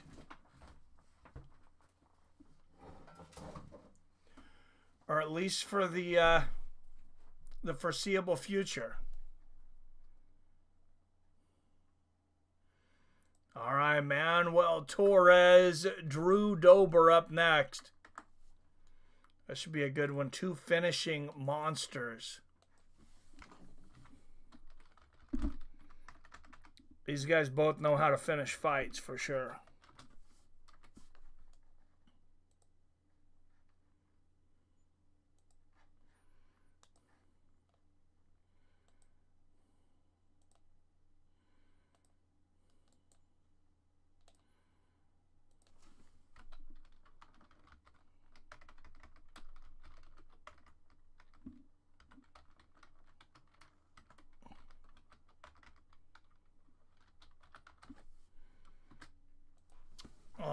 Torres or Dober. Let's see. I believe the odds have this one pretty much even. Dober is the slightest of underdogs at plus 105. Torres minus 125. Slight favorite. The over-under on this fight, by the way, is 1.5 rounds. So what a great over-under. And you're even going to get plus money on over 1.5. So they do not expect this to make it to 1.5 rounds.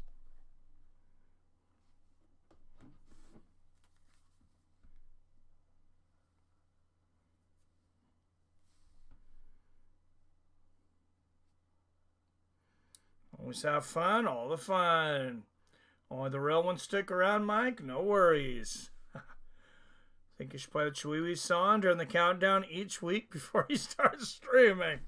Oh, dude, everyone will leave. We'll have like no one. Pyfer chugging toilet water ruined this card. Yeah, what's his issue? Win or lose? Dober never has a boring fight. No, he doesn't. What's up, Torn Brown in the house? What's going on, my man? We missed you. I was just thinking recently, I was like, we haven't seen Torn in a while. We missed you. Having a little bit of a lighting issue. I have my window open. But this is the reason ESPN doesn't like natural lighting. It makes things more difficult sometimes. Let's see. Back, forward. Where do I want to be here? Here we go. I hate this that little light spot.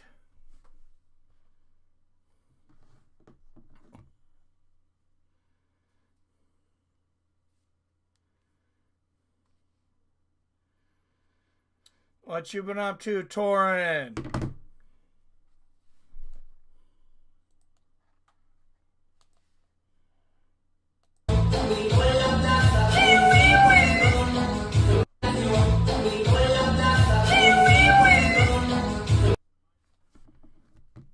I can't believe there's a Chihuahua shirt. Torn, welcome back to the asylum. Straight jackets are down the hall to your left. Meds up the stairs to your right. Yes, sir. Soapful Pyfer got exposed tonight. We have a 4-fight main card now for UFC 314. Nothing much, just working. Yeah, we have to keep doing that work thing. Isn't that a bunch of crap? Maybe the communists have it right.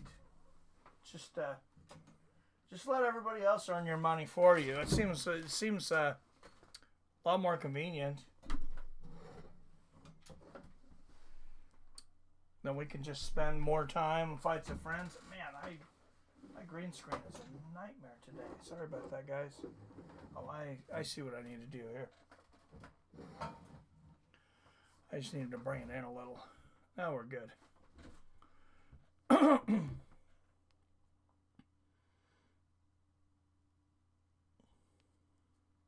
Yeah, they did make it a 5-fight card by bringing one of the fights up, but yeah, pretty much, man. And there's a fight already off for next week. Did you guys see Jeff Steele Neal? God, who is he fighting?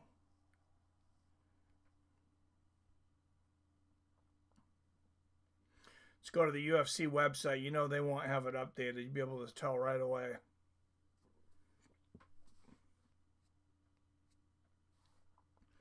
They probably still got Joe Pyfer fighting tonight.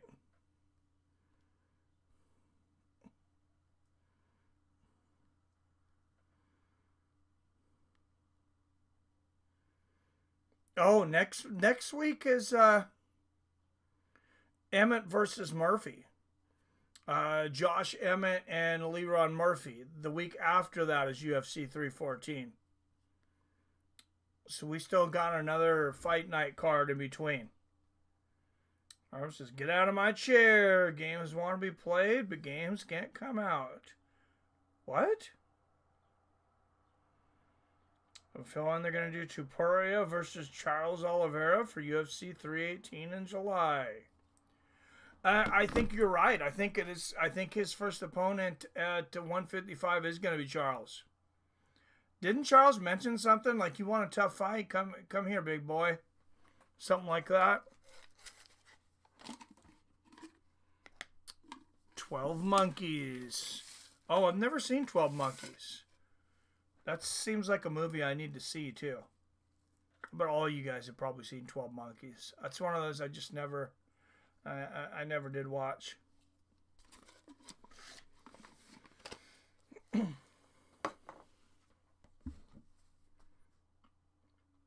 Brad Pitt, get out of my chair.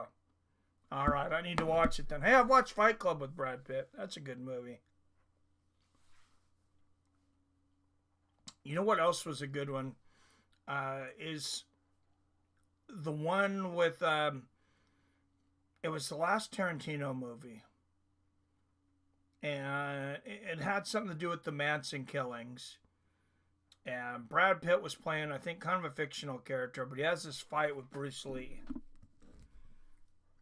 I can't think of what the movie was.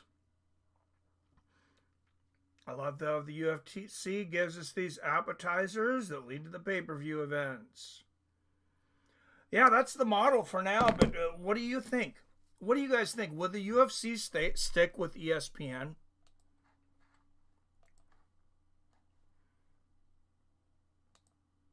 Once upon a time in Hollywood. Thank you. Thank you, guys. Yes, that's right. I don't know why I couldn't think of that. Surprisingly, since I started doing drugs, my memory has not improved. They told me that my memory was supposed to get better if I did drugs. Did I screw that up? I don't know how that works. I thought weed helps your memory, though.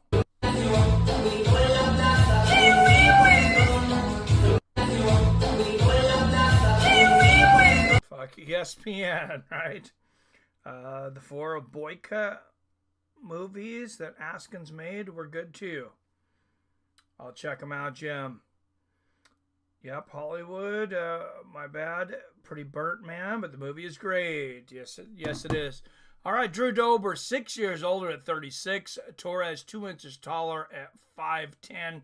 And Manuel Torres will have a 3.5-inch reach advantage at 73.5 inches. Oh, this should be a hell of a co-main, guys. Knock on wood. These guys are some finishers.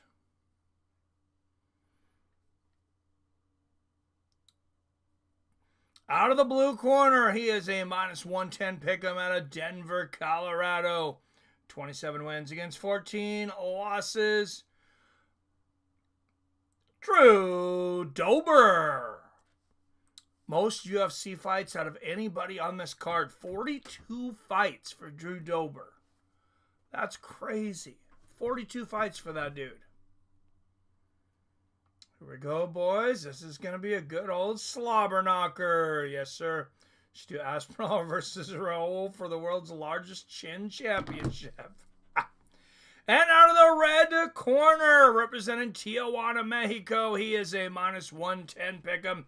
15 wins against 3 losses. Manuel Torres.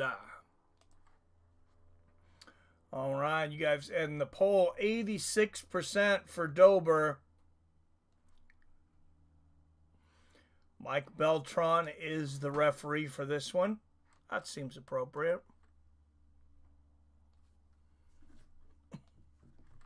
Man with the world's longest mustache gets this one.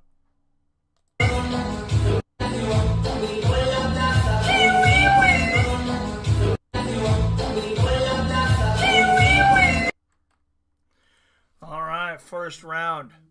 A good push kick to the body there from Torres to start the first. Torres, I mistook Pyfer for Bo Nickel. I'm old. Oh, I can't wait to see Bo Nickel get exposed if he does. Yeah.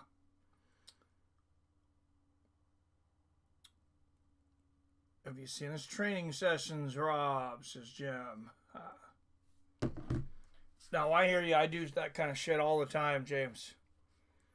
Good right hand there for Torres.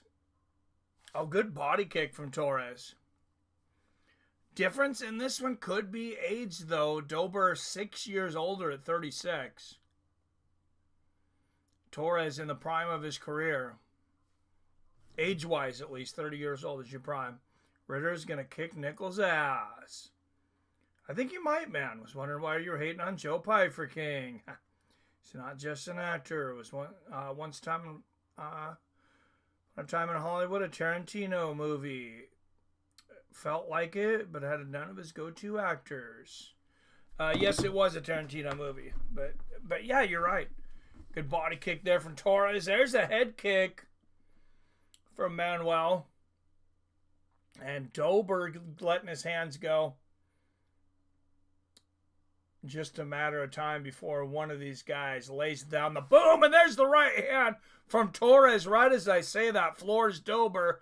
Dober going for a leg, but Torres just hammering the hell out of Dober's ear, and it is all over.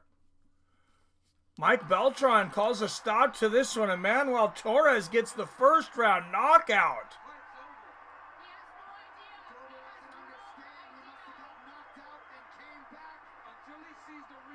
Drew Dober very upset about the stoppage here.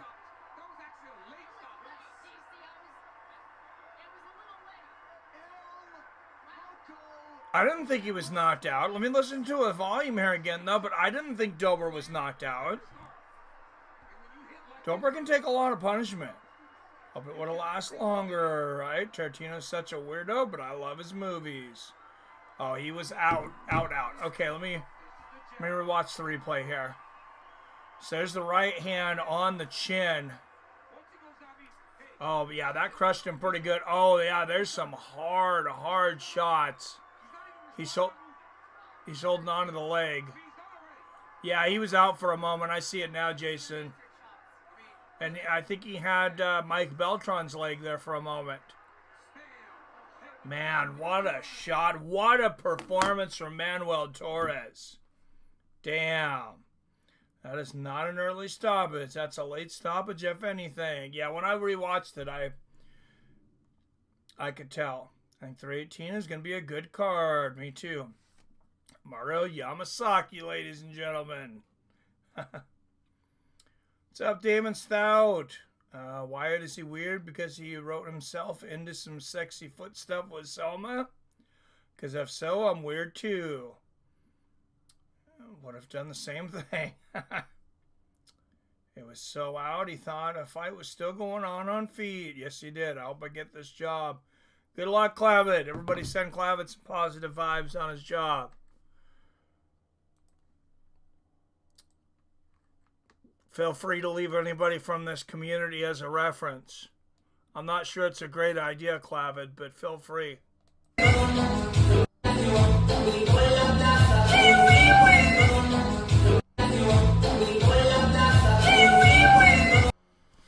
Selma Hayek for life. Oh, yeah, she's pretty hot. Hottest performance in history, in my opinion.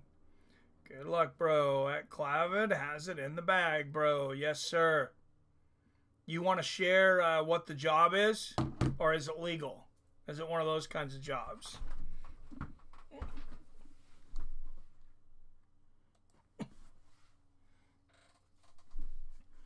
All right, and that I got to update it, guys. I hate to, but that's 2 losses in a row for the community.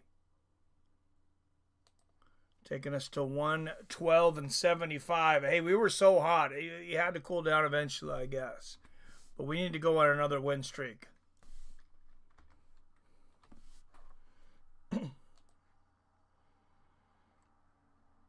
All right, main event is here. I feel like I need some beer. Indeed, it has been a fairly epic night here in Mexico City. To make this co-main event official as only he can, here's Bruce. Ladies and gentlemen, referee Mike Beltran has called a stop to this contest at 1 minute, 45 seconds in the very first round. Declaring the winner by TKO,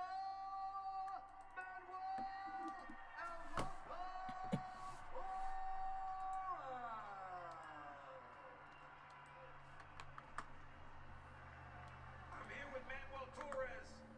Manuel, what a phenomenal performance.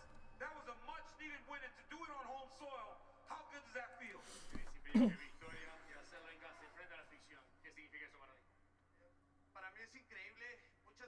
Warning, I'll say it. Oh my God. Oh my God. Wyatt. If I was a UFC matchmaker, I would book Aspinall versus Jones, main event. Co-main event, Topuria versus Oliveira. Featured fight, Usman versus Buckley. That's a fire 3. Torn for sure. Bless, thanks, Jason.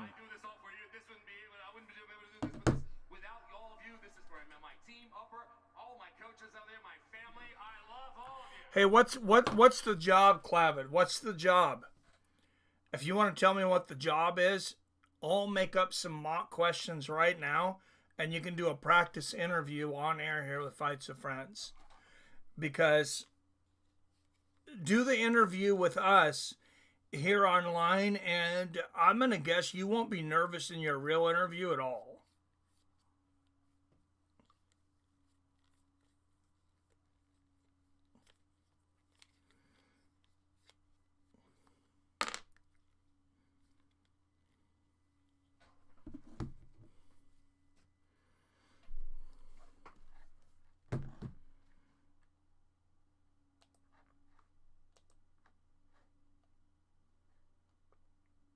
All right, let's get our poll going here. Moreno or Erceg? Don't screw this one up, guys.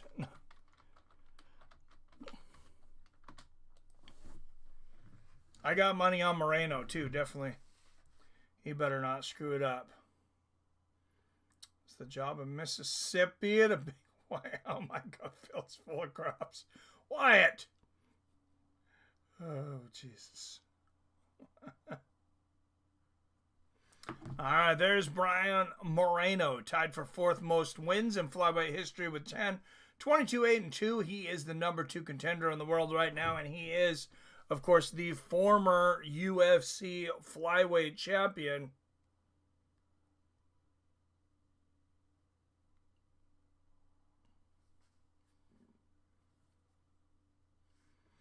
There's Steve Erceg. All right, Moreno. Of course, 4 fights with Davison Figueiredo. Let's go back to it. He fought him 3 times in a row. First one was a draw. Okay, let's go back a little further. Yeah, Moreno defeating Kai Kara France. This is starting in December of 19. Then Giselle Formiga, then Brandon Royval, first round knockout. First fight with Davison Figueiredo is a majority draw. Second one, he submits him in the 3rd round, rear naked choke. Third one, he loses unanimous decision to Davison Figueiredo, comes back, knocks out Kai Kara France in the 3rd round. Then he fights Davison Figueiredo again, stops him after the 3rd round. He wins the quadrilogy. Then Alexandre Pantoja, he beats him for the title. It was a split decision, too. A 5-round split decision. Then he loses another split decision to Brandon Royval, a guy he'd knocked out in the 1st round in the past. So 2 split decision losses in a row for Moreno. Then he takes a little bit of time off. Revamps, came back last November. I thought he looked spectacular against Amir Albazi. I think he would have finished just about anybody that's ever been in the flyweight division that night. Albazi was just, I mean, damn, he was tough that night. Moreno hit him with everything.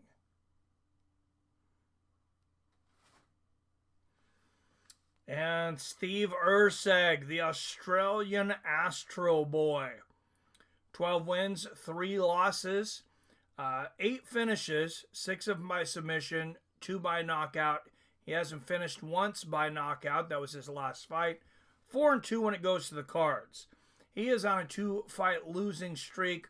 Lost unanimous decision to Alexandre Pantoja May of last year. Then in August, he got knocked out in the 1st round by Kai Kara France. Before that, he won his first 3 fights in the UFC. And I think he's overrated. We'll see what happens today. But Steve Erceg's never beat anybody. He's got 3 wins in the UFC. David Dvorak, Alessandro Costa, and then his one finish, I think this is where his stock really bumped up, was the 2nd round knockout over Matt Schnell. Now, I think Matt Schnell was on the way down, coming into that fight, but hey, you never know. So I don't think Erceg is ready for the top 3 in division contenders. I don't either. BJ Penn, we need you to investigate what happened to Moreno's wife. Dude, right? Okay, I got to investigate this. We got a minute. Does anybody know, did Brandon Moreno's wife, did she start taking Ozempic, or did he get a new wife? Because, I mean, she was smoking hot. And I'm not saying anything bad about his wife before, but it looked like she lost a significant amount of weight, too.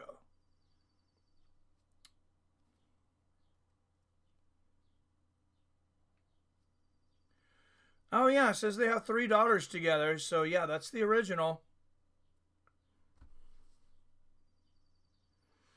Apparently, this time, I think Coca-Cola 2 looks like it tastes better, though. Just from my viewpoint, from what I see. You guys can tell me what you think. But I think the new improved gotta taste better. She probably stopped having kids. Let's be real. That's probably what happened. She probably just stopped having kids.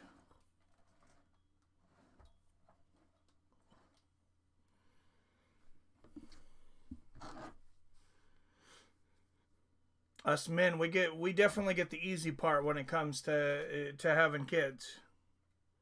We get the fun part. Mara seems more interested in action figures and anime than women. Erceg is really good, Mike. He can box his ass off. Oh, I know he's good. Why, so that's more than Ozempic. That's $3 million worth of plastic surgery, if my memory serves me. She went from Oprah Winfrey to Rihanna. Oh, that's hilarious. Yeah, she's hot. She's smoking now. I mean, you got the money. Why not? Why not? Can they start paying Raul Rosas Jr. a little more, maybe? I know he's a little young to get the surgery, but I don't know. Look at that money.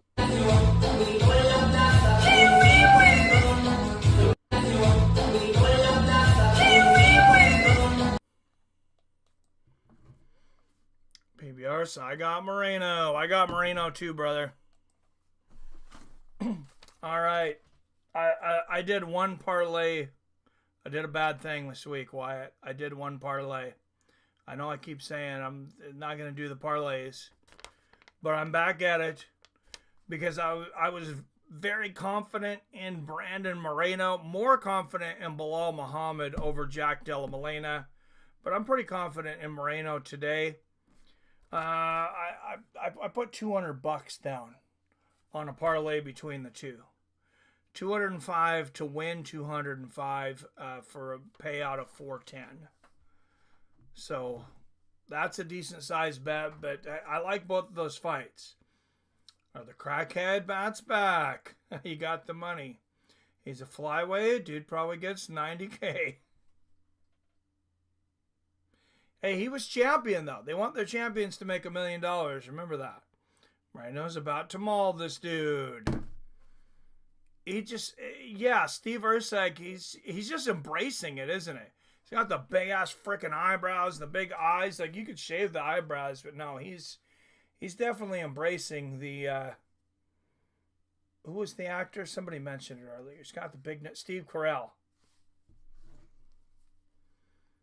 Flyweight champion does not make $1 million per fight. I don't know then, man. I remember the Fertitta brothers back in the day said that they wanted their champions to make $1 million.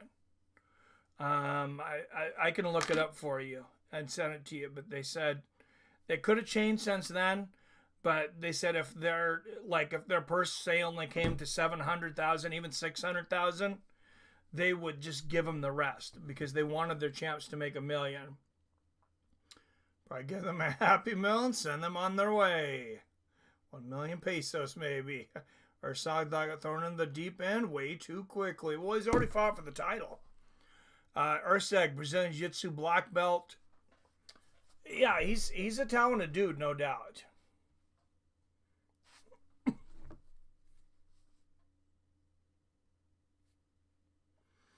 I voted Moreno, but I think Erceg could be a little long. The jab for Moreno to deal with. We'll see. Could be, though. I mean, Moreno has had issues dealing with reach in the past. Little guy's never made that kind of money. DJ was the least paid dominant champion ever in history.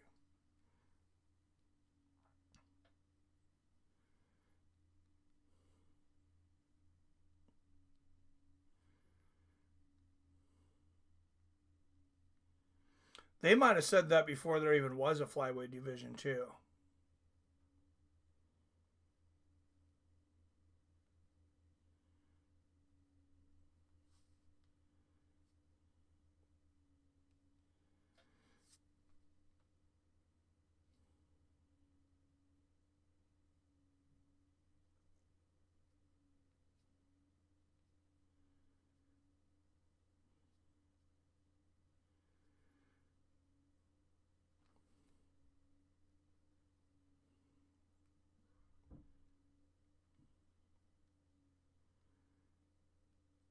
All right, I'm trying to find this here.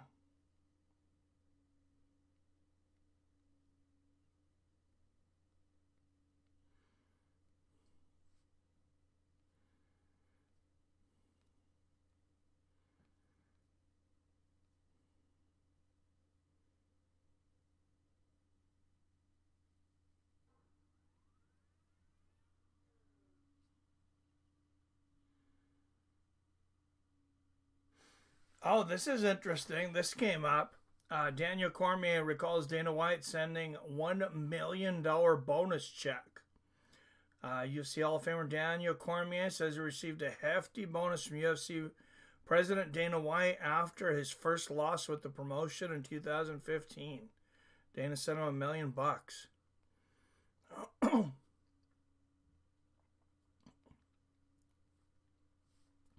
Yeah, I don't know. I'll have to look up that other thing later.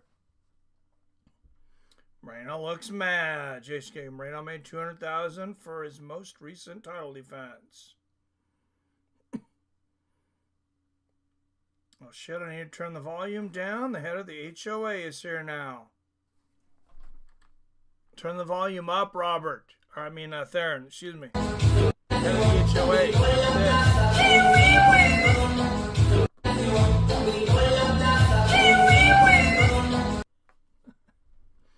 Moreno has a ton of heart, and he looked awesome in his last fight, but his 4 fights with Ziggy took something out of him. Oh, I agree. I agree, Combo. Our GFC was looking to put MVP in against Carlos as a replacement at 314. Oh, that'd be awesome. And I love MVP. And obviously he's up there in age. If he's ever going to have a run at the title, like it's got to be now. That's a great fight. Clean KO punch is most likely way Erceg could get the upset. DJ said he got paid less than $5,000 total for his 5-year Xbox sponsorship. Yeah, that was messed up. All right, Brandon Moreno, 2 years older at 31. Steve Erceg, an inch taller at 5'8". Moreno will actually have the reach advantage, though, at 70 inches. That's unusual for him. Erceg's got some T-Rex arms at 68 inches. I think MVP beats Carlos. I think so, too. I hope so. All you need is one good woman in your lives, Theron. Then I'm doing good. He did it because he thought it was cool. He was willing to take next to no money. Well, yeah, and I watched an interview with him also, Wyatt, and I guess he was supposed to sign something and turn it in time, and he said that he wasn't that good at those things, and he never did it, and lost a bunch of money that way. All right, guys, it is the main event of the evening. 5 rounds in the flyweight division from Mexico City via Seattle, Washington. Coming to you sponsored by the premium members of Fights with Friends, Phil D. Roll, Arcade Chaos, Brock Ellery, Jim, IROC, and PBR Street Gang. Fights with Friends family. Let's fucking go!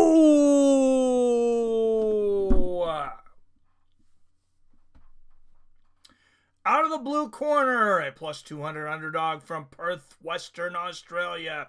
12 wins against 3 losses, presenting the number 8th ranked flyweight in the world, Steve Erceg. On Jump in the Neighborhood, gay for cool Asian lady. Nice. King James, that's all Erceg has for this fight. He might be able to outstrike Moreno, but I don't see it. And out of the red corner, a -240 favorite from Tijuana, Mexico. 22 wins against 8 losses, including 5-5 as a UFC favorite. Presenting the number 2 ranked flyweight in the world and the former 2-time undisputed UFC flyweight champion of the world, Brandon Moreno.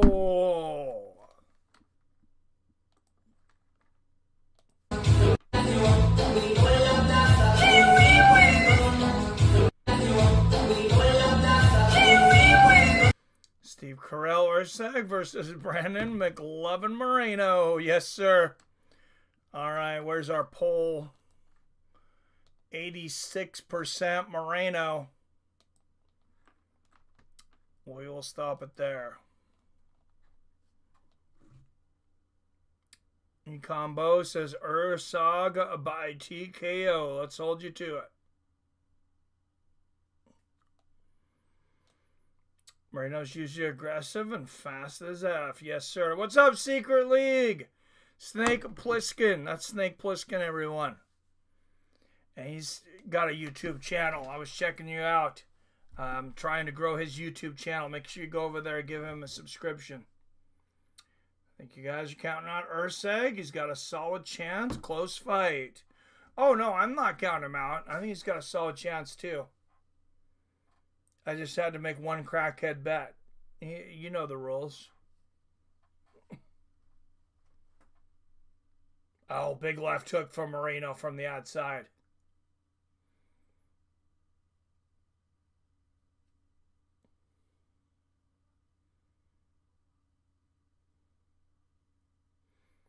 .420 left in the first.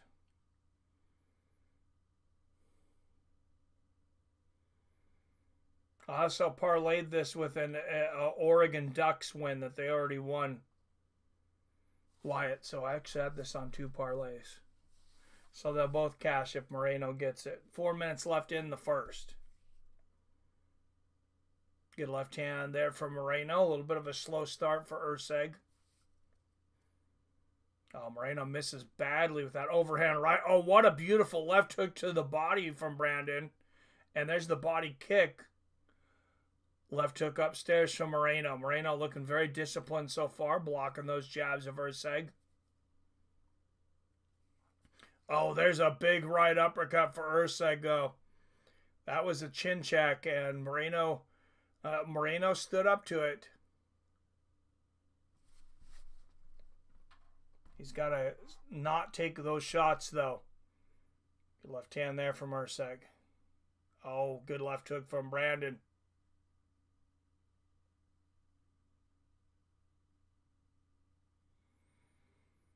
Good exchange. Left hook upstairs from Moreno, ends it. And he gets the better. Oh, there's a 1-2 from Moreno. Knocks Erceg off balance at worst.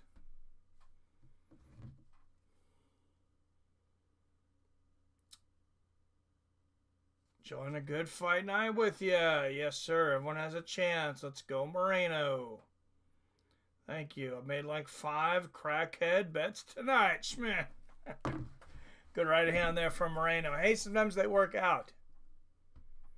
Anytime it's a parlay, it's Wyatt calls it a crackhead bet, and he's pretty much right. Good left hand to the body, a right hook upstairs from Moreno. There's a good left hand that lands for Erceg. Moreno definitely controlling the pace here early, though. Left hook to the body lands for Steve.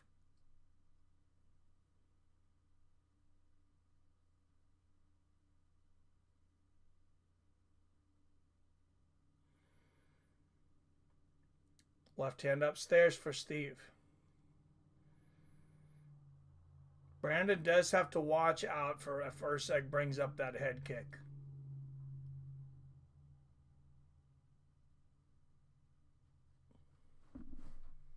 And as you guys mentioned, Erceg's a very good boxer.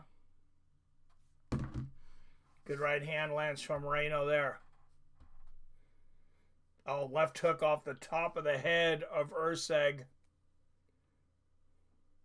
There's a good left hand, and a low leg kick lands for Steve. Oh, there's that right uppercut for Erceg again, though. Brandon's got to figure out an answer for that. He can't keep eating that. That one could finish the fight. Push kick to the body from Erceg. Erceg seems to be settling into this fight. Good 1-2 from Steve. Obviously a lot of momentum coming in on Moreno's side. And both guys have to worry about the adrenaline drop for that. Oh, good left hook from Erceg.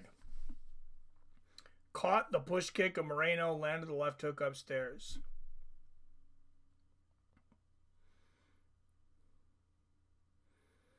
I'd like to see Brandon shoot for a takedown now. Good right hook there from Moreno. Right on the chin. 30 seconds left in the first. There's another right hook lands for Brandon. And he went wild with that left hook, though. He was off the reservation. 15 seconds left in the first. Good low leg kick from Brandon.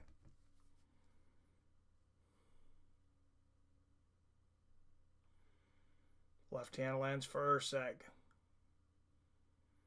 And that's going to do it for the first 10-9 Brandon Moreno.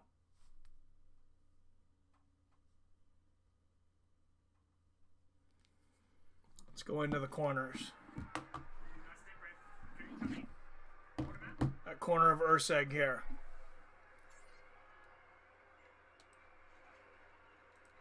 So he's reading your jab.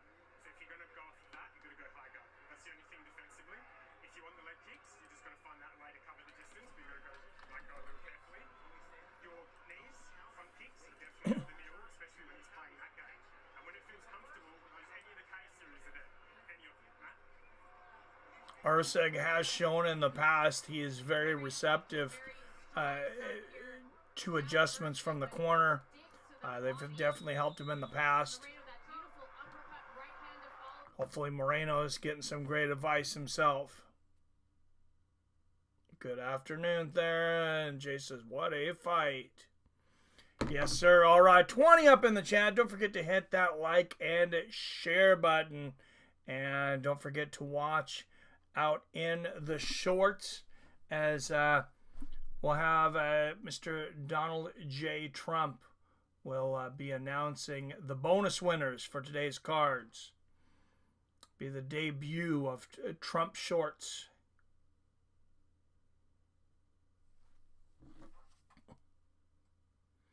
Everyone has a plan till they get punched in the face. Yes, sir. Matt Schnell gets knocked out by an Erceg check hook. What happens if Nakano hits him with an overhand? Good right hook there from Moreno. I think you know the answer to that. That is death. I mean, that is...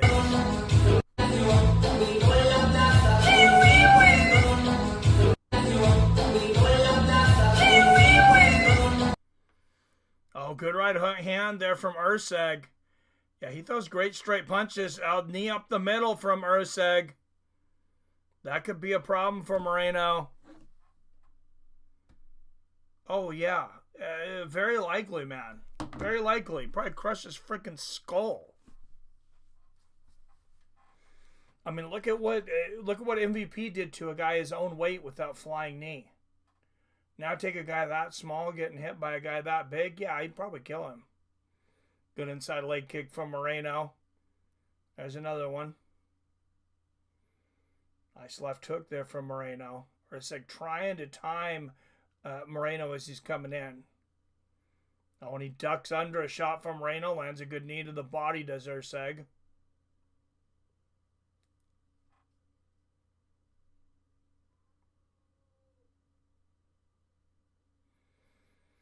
Moreno checks that leg kick, lands a right hook upstairs.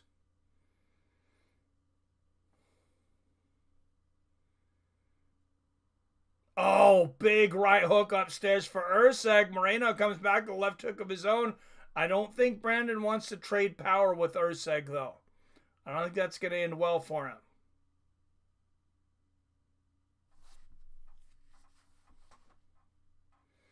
You guys know the stories. As a child, Steve Erceg every day would come home crying because kids would be making fun of his ugly face, and he would just come home and he would just do push-ups and punch the bag and think about those kids that were making fun of his ugly face. Well, here he is still with that ugly face, but he's got some power in those hands from all those push-ups and bag work. Good left hook upstairs from Moreno.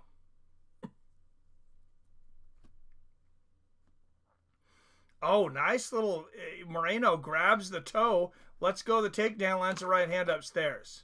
That was pretty slick. Good left hand for Erceg. 2-minute warning for the second. Another good left hand for Steve. Jason, ankle pick attempt. Yes, sir. The odds of Erceg submitting Moreno got to be a huge payout. Yeah, I don't think that would happen. Good push kick to the body from Steve. Nice right hook upstairs. Left hook to the body from Moreno. He's just got to be careful not to get clipped by Erceg. Minute and a half left in the second.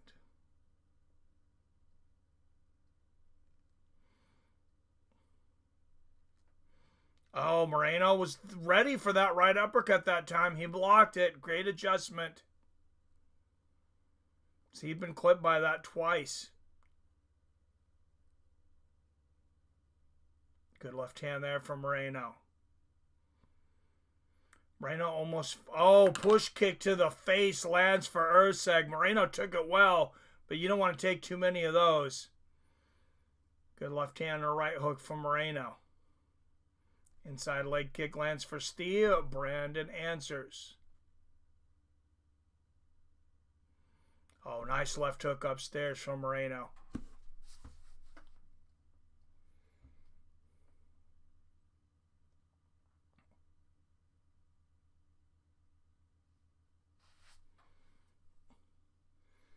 Three-punch combination from Erceg.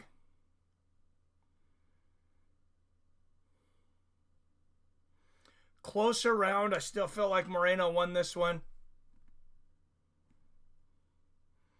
Good left hook upstairs from Brandon. Straight left lands for Erceg. Oh, that was a nice right hook for Erceg towards the end of the round. Let's close around. I say 2018 Moreno, but Erceg definitely had some moments. If Matt Snell gets knocked out by Erceg, check hook. What happens with Ghana, right? Yeah. Or just speed run to Chris Benoit level CTE, right? Odds of Erceg submitting Moreno got to be a huge payout. Yes, sir. Which should be fine because these guys are so small they couldn't hurt a fly. Especially where Mike lives, where he says the says the GR5s are the size of Brian Shaw. Ankle picked attempt. GR5s.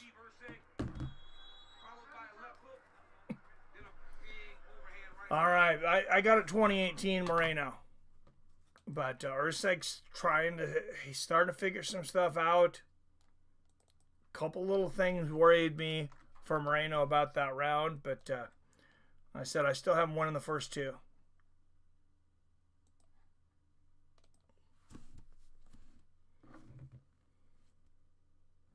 Oh, grade 5, 10 years old.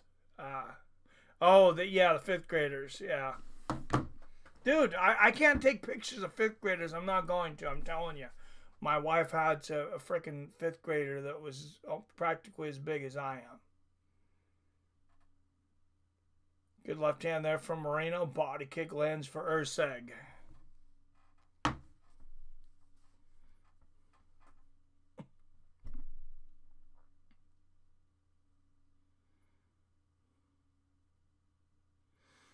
Oh, Moreno missing bad on that left hook. There's a good right hook lands from Moreno. But that's something I imagine Erceg's corner has got to be looking at. When Moreno misses badly like that, what can you do to capitalize on that? And it looks like a few people on Twitter have it 1919. Looks like most people have it 2018 Moreno. Erceg did land a couple good shots at the end of the second round, though.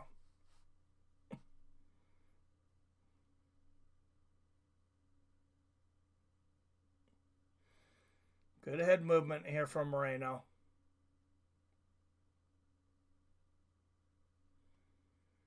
Oh, there's that right uppercut from Erceg. He got through that time. He changed the timing on it. That he hit Moreno as he was backing up. Left hook lands from Moreno. Moreno cannot keep eating those uppercuts, though. There's a good body kick from Erceg. Right hook upstairs lands from Moreno.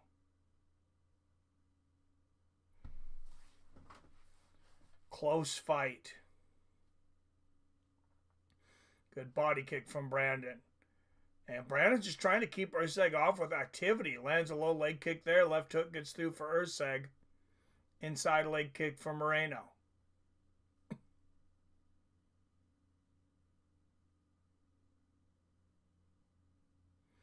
Moreno's did a good job. He's done a good job of checking some of these kicks too, which seems to be almost a lost talent nowadays. Good left hand lands from Moreno there. 6'8", 450-pound, roided up, world's strongest man, fifth graders are in abundance in Mike's neighborhood. I didn't say 6'8", 450. I said she had a fifth grader pushing 300 pounds, and that is true. 3-punch combination there from Erceg.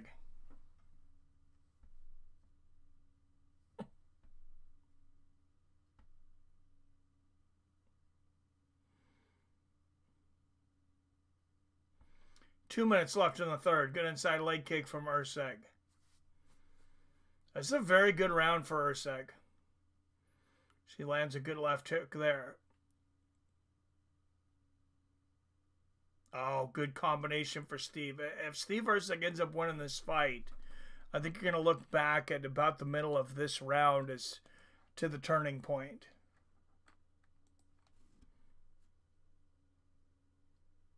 Minute and a half left in the third. 300 pounds, Jabba the Hutt in her class. Pretty much, man. It's sad at that age.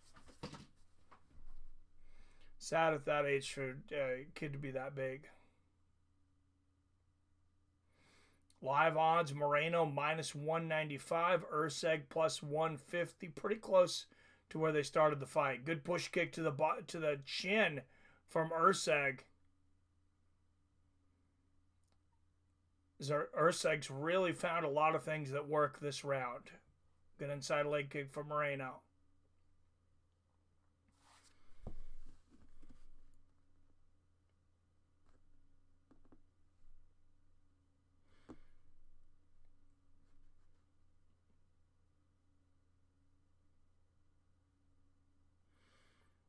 Oh, good left hook straight right there from Erceg. 30 seconds left in the third.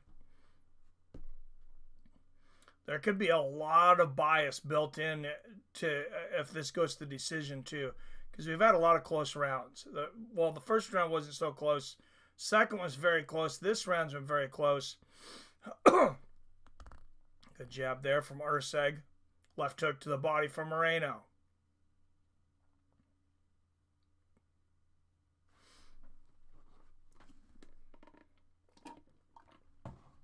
And there we go. I had it 2 rounds to 1.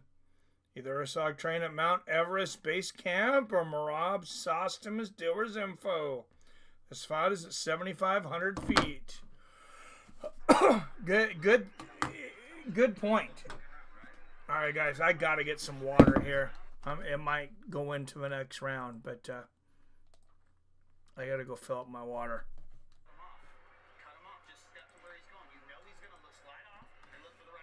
And Moreno's corner telling him, you hear that?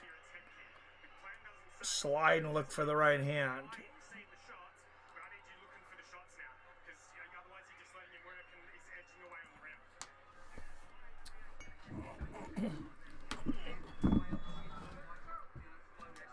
All right, be right back here, guys.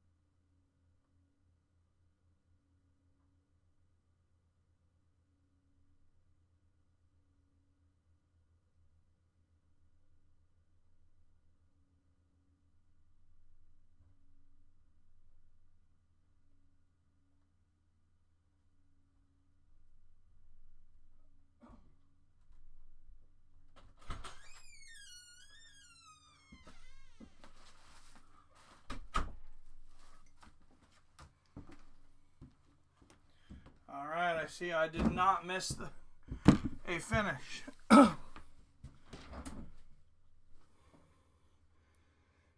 Guys ought to score this round for me, though.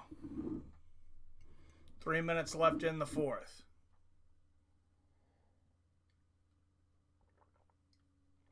Good body kick from Erceg.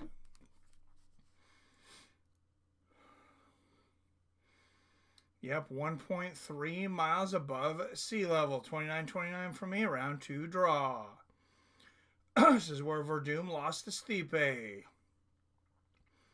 Boulder, Colorado is a mile high. Jason, wasn't that Brazil? It's where Kane lost to Verdum. Correct Wyatt through me, and my autism truly speaks. He's young, give him time. Tell him Brandon Moreno, Mikey stepped out of his fight. Good left hand there from Erceg. It's one of the few fighters I've got to meet, too, at UFC 300. Me and PBR both got to meet Brandon Moreno. And I stand up next to him, and man, he's so tiny. He's so tiny, like he came up to like my nipple. Good left hand there from Moreno. I had PBR take a picture of like a face-off with us, but I was just so much bigger. It just kind of looked ridiculous. Good left hand there from Erceg. Who won this round, guys? I missed the first 2 minutes. Good left hand from Erceg. Oh, big body kick from Steve. Yeah, Erceg hasn't looked tired at all. There's a good right hook from Moreno.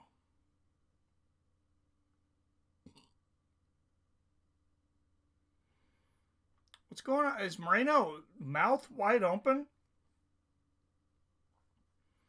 His mouth looks weird all of a sudden. Oh, there's a good left hook from Moreno. 1 minute left in the fourth.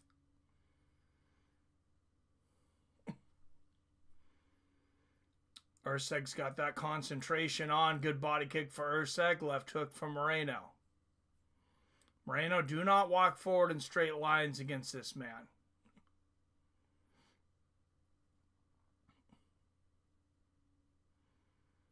Good left hand from Erceg. I'd like to see Moreno pick up his kicks again.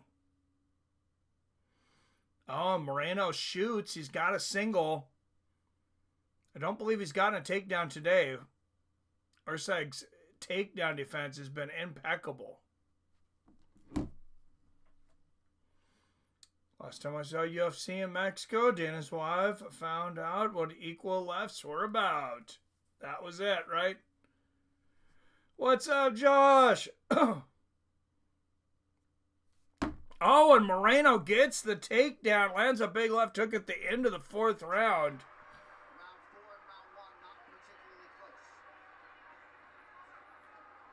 So they're saying round 4 and 1, both big for Moreno. Second and third, a lot closer.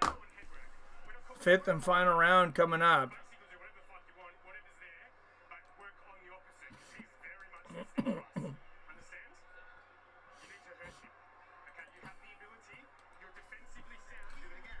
That sound advice from Erceg's corner. You need to hurt him. Oh, man. Brandon's in trouble now. Erceg hadn't thought of that yet. His corner just told him, though, man, you need to hurt him. EPO Erceg. Moreno showing the effects of altitude. About time. 39-38 Steve. Oh, Steve won the fourth? Like I said, I missed it. Missed most of it. I just heard them saying the fourth wasn't close. First and fourth weren't really close. All right, fifth and final. And if Moreno, if this is a close fight, I'm okay with a robbery in favor of Moreno. Oh, good right hook from Moreno.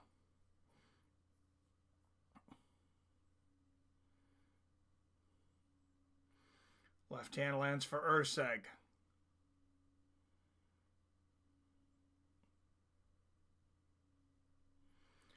Yeah, what a fight, though. Left hand lands for Steve. Moreno needs to get busy.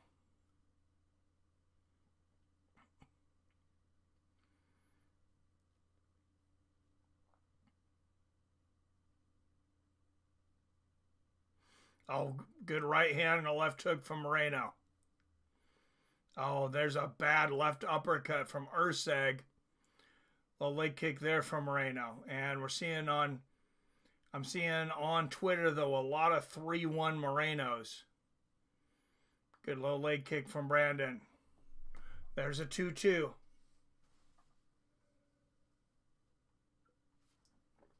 Korean John's got a 2-2. Good right hook to the body from Moreno. Oh, that hurt. He hit Erceg's shin with everything. Erceg checked that kick.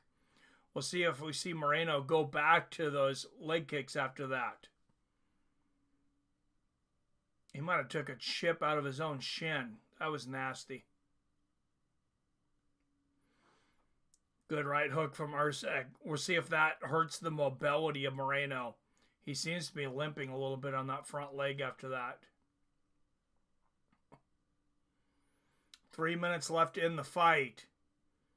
Moreno blocks that head kick from Erceg. There's a good left hand from Erceg. Left hand from Moreno. Erceg slipped a little bit there. Moreno unable to take advantage, though. There's a good combination from Moreno. Left hook upstairs and a body hook kick.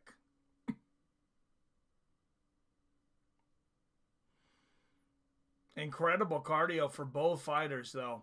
I mean, they are flyweights. But still, at 1.5 miles up in the air.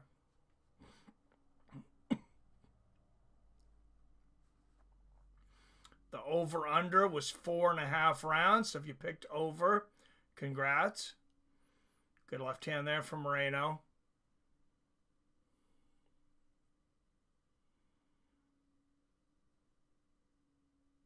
Could this scorecard come down to the last 2 minutes? Good right hand from Moreno. Could somebody finish it here? 2-minute warning.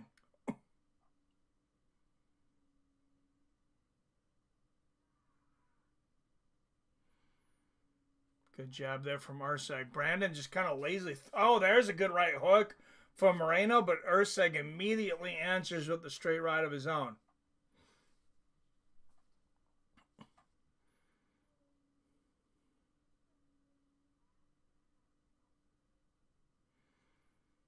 Good right hook from Moreno. Left hand from Erceg. Somebody needs to turn it on here. Whatever you got left in the tank, boys. Oh, right hand, left hook for Erceg, and there's the push kick up the middle. Erceg seems to have more gas in the tank.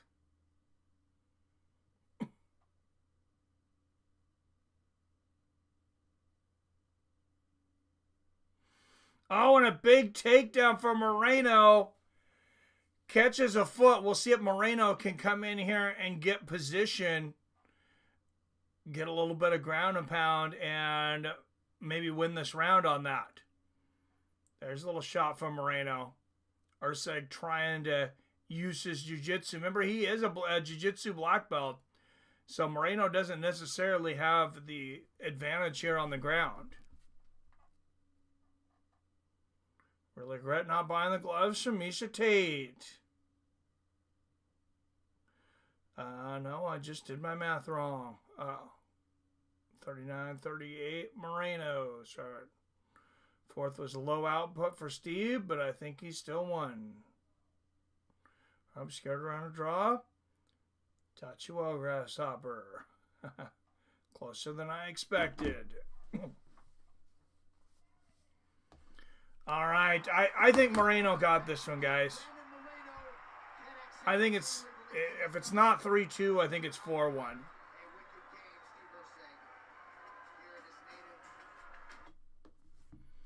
Robert says 3-2 Moreno. Same king. How much were her gloves? I couldn't remember, but yeah, I'm thinking I should have bought them now too. I was disappointed. I accidentally left her autographed.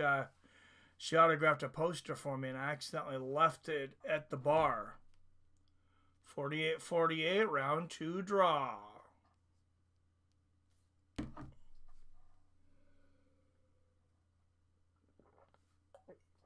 So basically, Erceg has no chance of winning this, of getting this decision. It's in Mexico. Judges don't score 10-10 rounds, even if they should.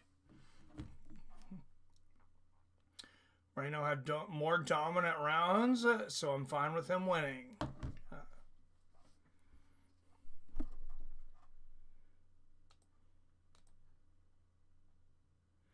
And I just don't see Moreno losing a close decision in Mexico, if I'm being honest. Just hopefully the cards are close.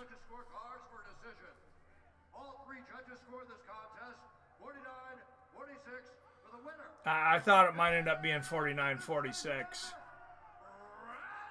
All right, so there we go. Brandon Moreno winning me some money. Thank you, Brandon.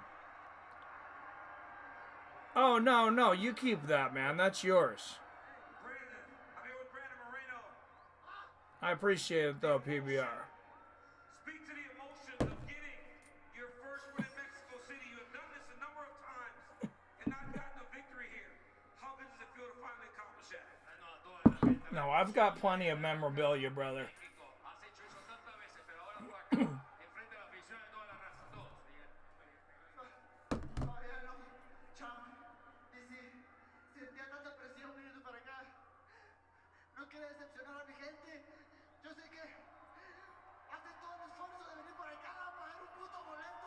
An emotional Brandon Moreno. 49-46, kind of wild in my opinion. Yeah, I think it probably should have been 3-2, even though I missed half a round, so I can't totally speak to it.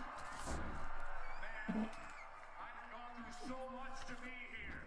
So much dedication and so much effort. I know how hard it is for so many of you to get a ticket to be here. Don't understand. Thank you so much. This is all for you. Brandon, take a look up here.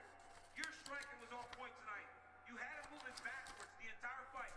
He has really good striking, but you were able to make him fight at your pace. All right, I need one more, though, Wyatt, for the second half of this. Oh, you want me to say who's the best boxer? I need Bilal Muhammad to win, which I know you think will happen. I might just cash this out, though.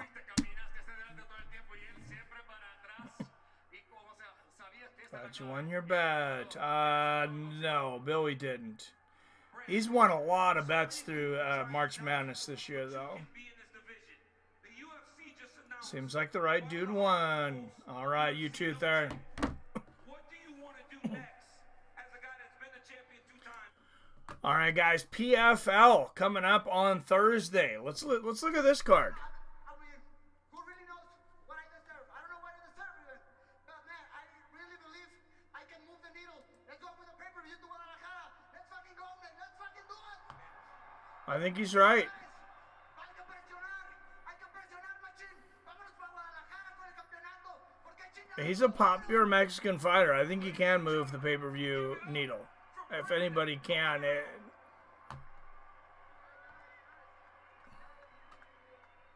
here with Steve Erceg. Steve, that was a fantastic main event. Was there anything?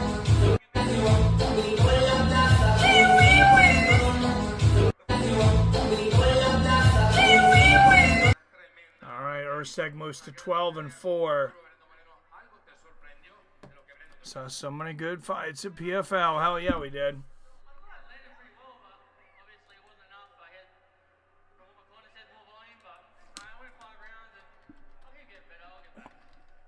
Nada me sorprendió, en verdad. Creo que lo encontré, lo toqué varias veces, pero en verdad seguimos y vamos hacia adelante. Creo que fui 5 asaltos con ellos y que fui bien. You've done a great job. We know you'll be back. Ladies and gentlemen, give it up for Steve Erceg. There is no doubt Steve Erceg will be back. He's going to be a real problem for a lot of the elite fighters, but tonight belongs to Brandon Moreno. Laura, what a difference in your mix. I mean, absolutely. Last year in Mexico City, losing a razor-close split decision to Brandon Moreno. He talked about how difficult it was to go back to the locker room after that fight. I just have a smile on my face. All right, guys. Thursday, we got the featherweights and the welterweights. PFL, ESPN Plus. And there's some great matchups on this one. Steve is quickly becoming the GOAT of losing close main events. Right? Yeah, that was a tough battle, man.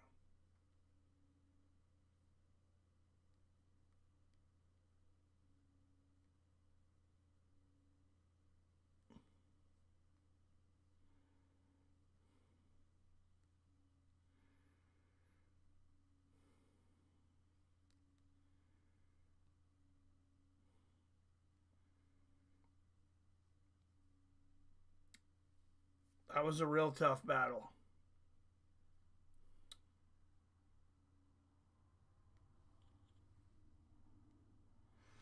All right. First, real quick, let's go over today's card. And then we'll go over PFL Thursday's card. He could have won that. Just too low volume. It wasn't a skill problem. Yeah, he definitely started out slow, too.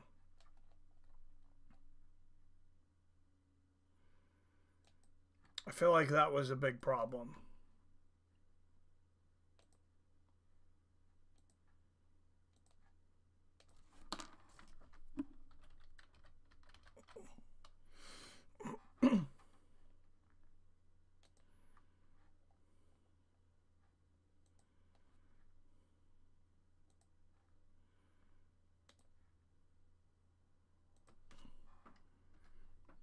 All right, let's go over this card real quick. Started out split decision, Mr. Missed Weight, Austin Hubbard. Austin Hubbard cleaned out all the cupboards.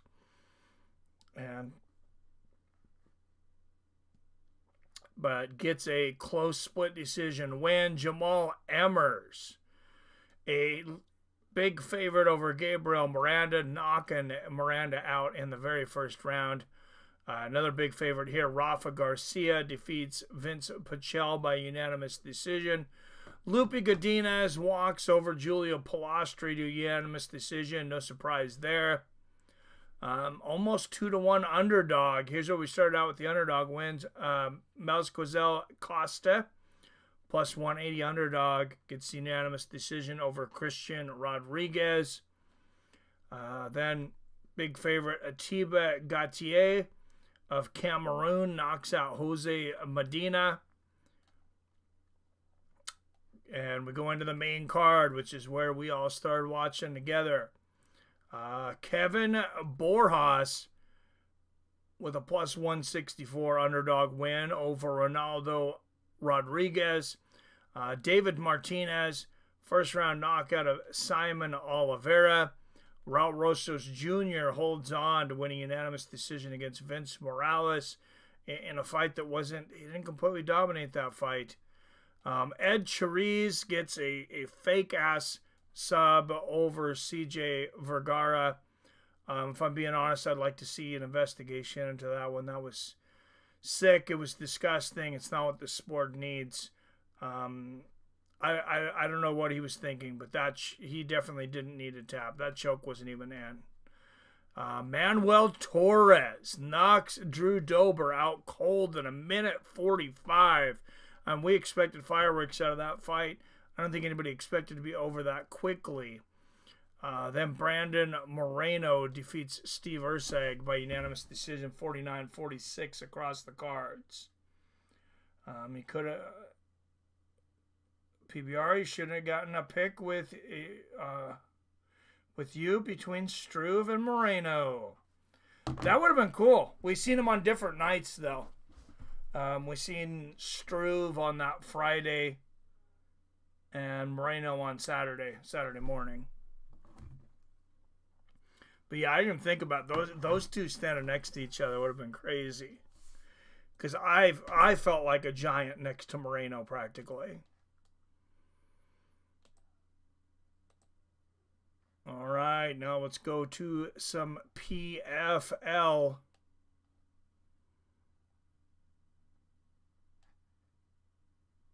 Where was that? Come on, first round, baby.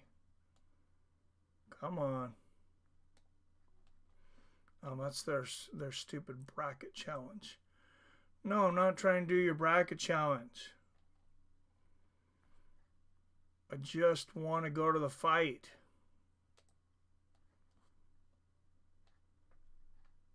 Here we go, Thursday.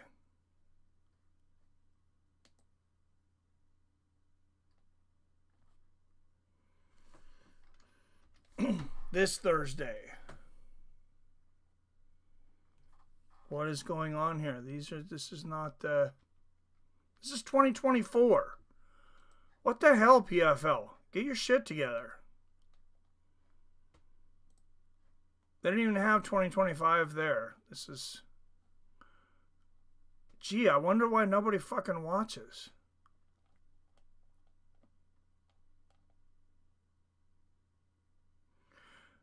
There we go. Okay, just got to click on the big thing that says April 3rd. Way more pumped for GFL than PFL. All right. Hey, this is a good card though. Like I said, I'm actually being serious here.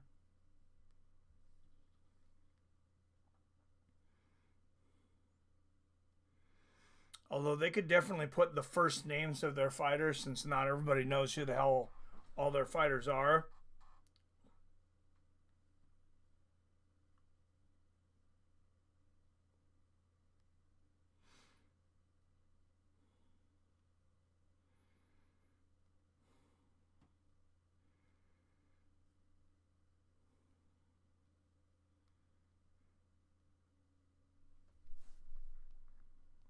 All right, let's go down. Like I said, featherweight, welterweight.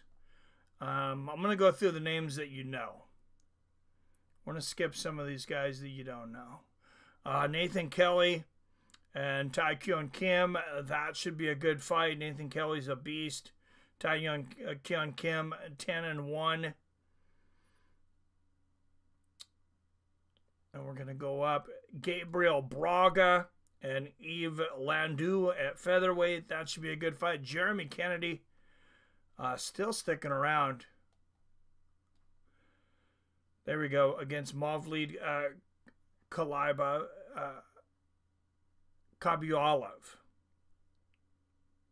Excuse me. Kabyalov. Then we got Burkamov versus Zindeli. I don't know what the fuck that is. Magomed Umalatov and Logan Storley. That's a good one. That is a good fight. Jesus Pineda versus Adam Borix. Another good fight and an incredible main event. Jason the ass-kicking machine Jackson against Andre Korshkov, two former Bellator world champions fighting each other. That'll be on ESPN Plus and ESPN2. And, of course, here on Fights of Friends. Some just registered with me, though, guys. So, the UFC going to wherever they go to. Netflix is the likely. Actually, let's put up a quick poll. I'm curious what you guys think. Where the UFC goes in their next contract.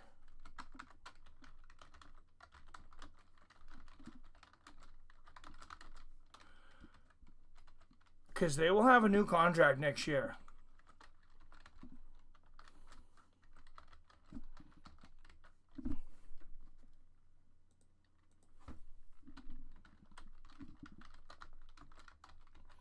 Now, I realize they might split some of their coverage, but this poll is just for who will have the majority of the UFC events.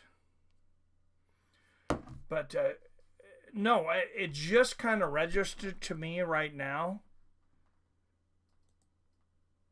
that the UFC leaving ESPN could be incredible for PFL.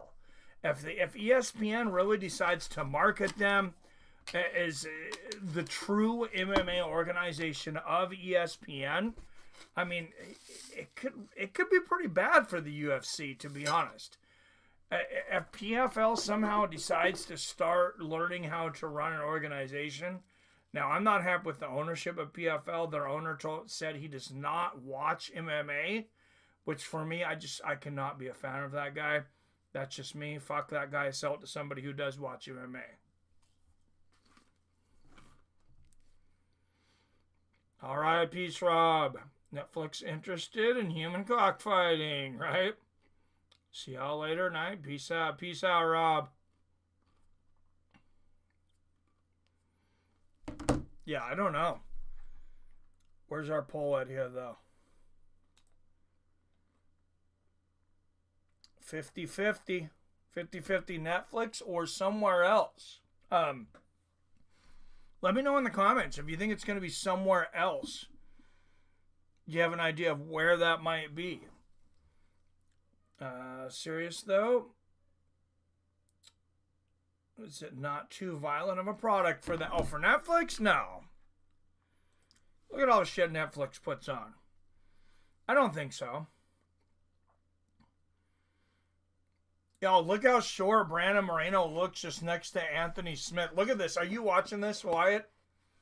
I know you're the size guy. Look at this. Look at Brandon Moreno standing next to Anthony Smith. Brandon Moreno looks like a 5th grader. Wish UFC was still on cable TV and free. Well, it is on ESPN a lot of the times, but yeah, free antenna. That'd be the way to do it. You still have cable? See, most people that are out in the boonies don't have cable anymore. We're all on streaming services, and we wish a lot of these things would go away from cable and be on streaming. But it'd be nice be best if everyone had the option to watch it. Likely on some format that requires subscription. No,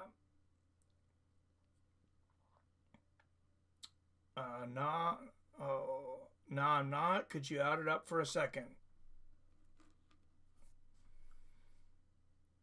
Given that WWE is owned by the same company as UFC, Netflix would make sense if they're interested.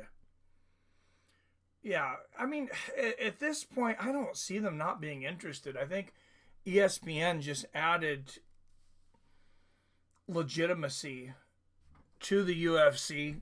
I mean, how many people really think of it as human cockfighting at this point? I mean, this isn't 2003. All right, let me take a picture here of this. I'll send it to you, Wyatt.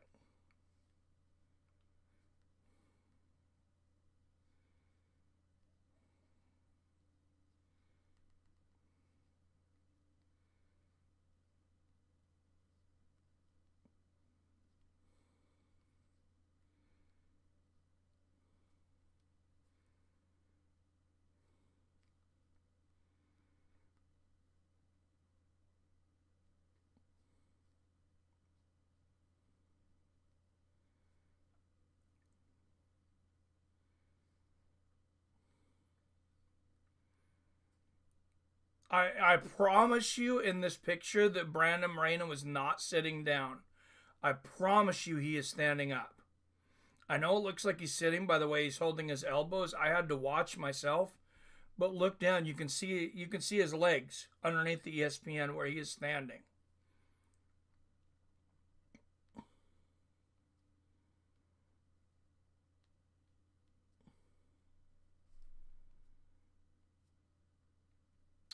Put it up, jeez. UFC had enough content to start their own cable network. Damn, Moreno, get some hills, bro. Oh, let's see. For those that, let's see if I can get it up on here. For those that don't have eyes on it, show you what Brandon Moreno looks like next to Anthony Smith. Because it is ridiculous.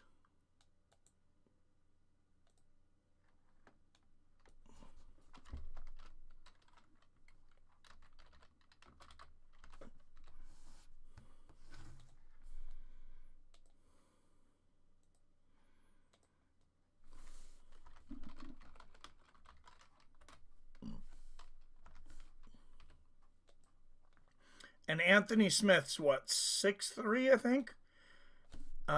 He's not taller than 6'3".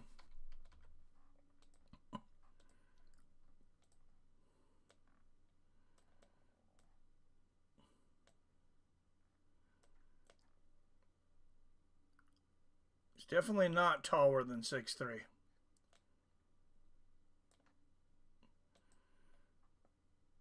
All right, guys, look at that. Okay, that is Brandon Moreno standing next to Anthony Smith. Brandon, it looks like he is sitting. I promise you he is not.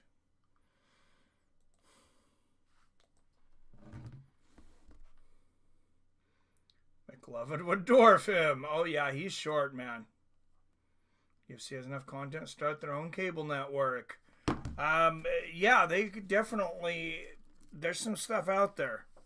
If you have Samsung, there's a few things out there. Like I have Samsung downstairs.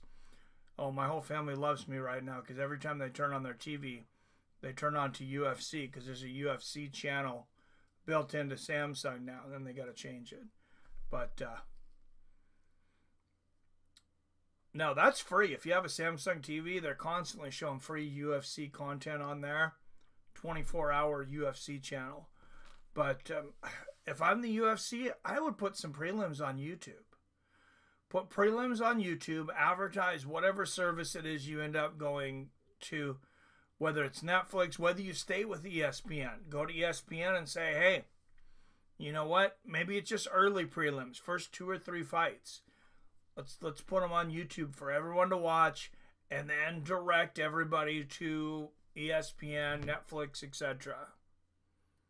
Speaking of size, I got a pick from the weigh-in. You got to see. One sec. All right.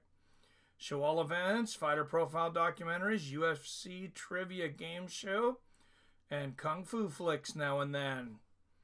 Now that sounds like an awesome channel, man. And that's kind of UFC Fight Pass without the UFC fights, which is funny because they should probably just start calling it Fight Pass. There's Manuel Torres. He had an incredible performance tonight. Incredible win for him. UFC growth slowed when it jumped to internet. Pay-per-view hassle. Oh, absolutely. So, I don't know if you know part of the reason for the jump to the internet and pay-per-view, James, is when they were having the pay-per-view by whoever owned the pay-per-view, whether it be Comcast, whether it be Spectrum, whatever you're watching through, Comcast, Spectrum, the cable companies, they were taking half of the money from the UFC. Like, we want half. That was one of the big reasons for the ESPN deal. We're like, man, we are tired of giving away half of our freaking money, and we're doing all the work. Because all you guys have is, you have this channel, you're going to run it regardless, whether it's playing, Bikini Car Wash or it's playing UFC 83.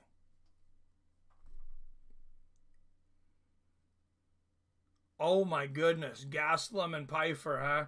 All right. Yeah, that's quite a difference too.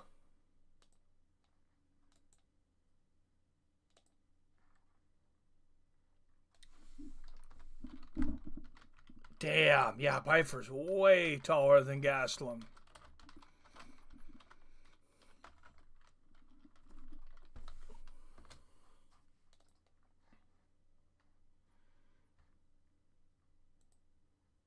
That's pretty insane to think that these two would fight each other.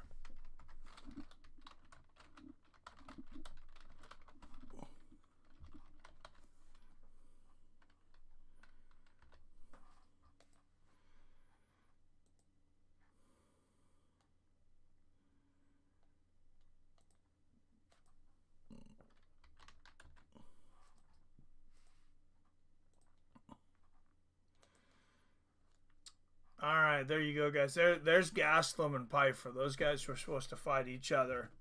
Damn, that is a huge difference. Gotta hit the sack. Thanks for all the fight action, MMA Mike. Sweet dreams, PBR. See you next time. UFC was fastest growing sport on earth till they started making cards inconvenient and crazy prices. Yes, sir.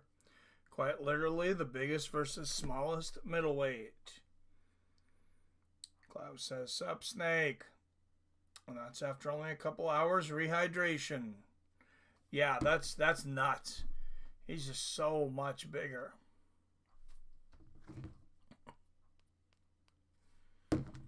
All right, guys. Watch out for Trump picks. Like I said, we'll be doing Donald Trump be coming on the channel. Here pretty soon. He'll be announcing all the bonuses from tonight. So as soon as those are released, Trump will be on here. He'll let you know who won the bonuses for tonight, and then in the future, look in your shorts, look on your videos for Trump picks. Kelvin's broad-barreled chest gives him a longer reach than people presume.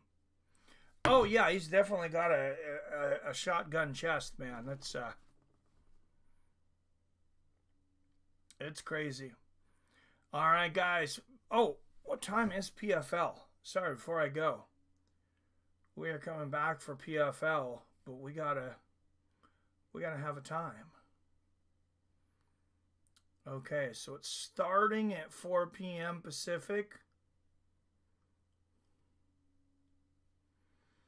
But that's for the prelims. How many fights is this? I want to see if I can cover a whole thing. Because I'm hoping a lot of people aren't going to be covering it that don't know. 5. There's only 10 fights. Okay.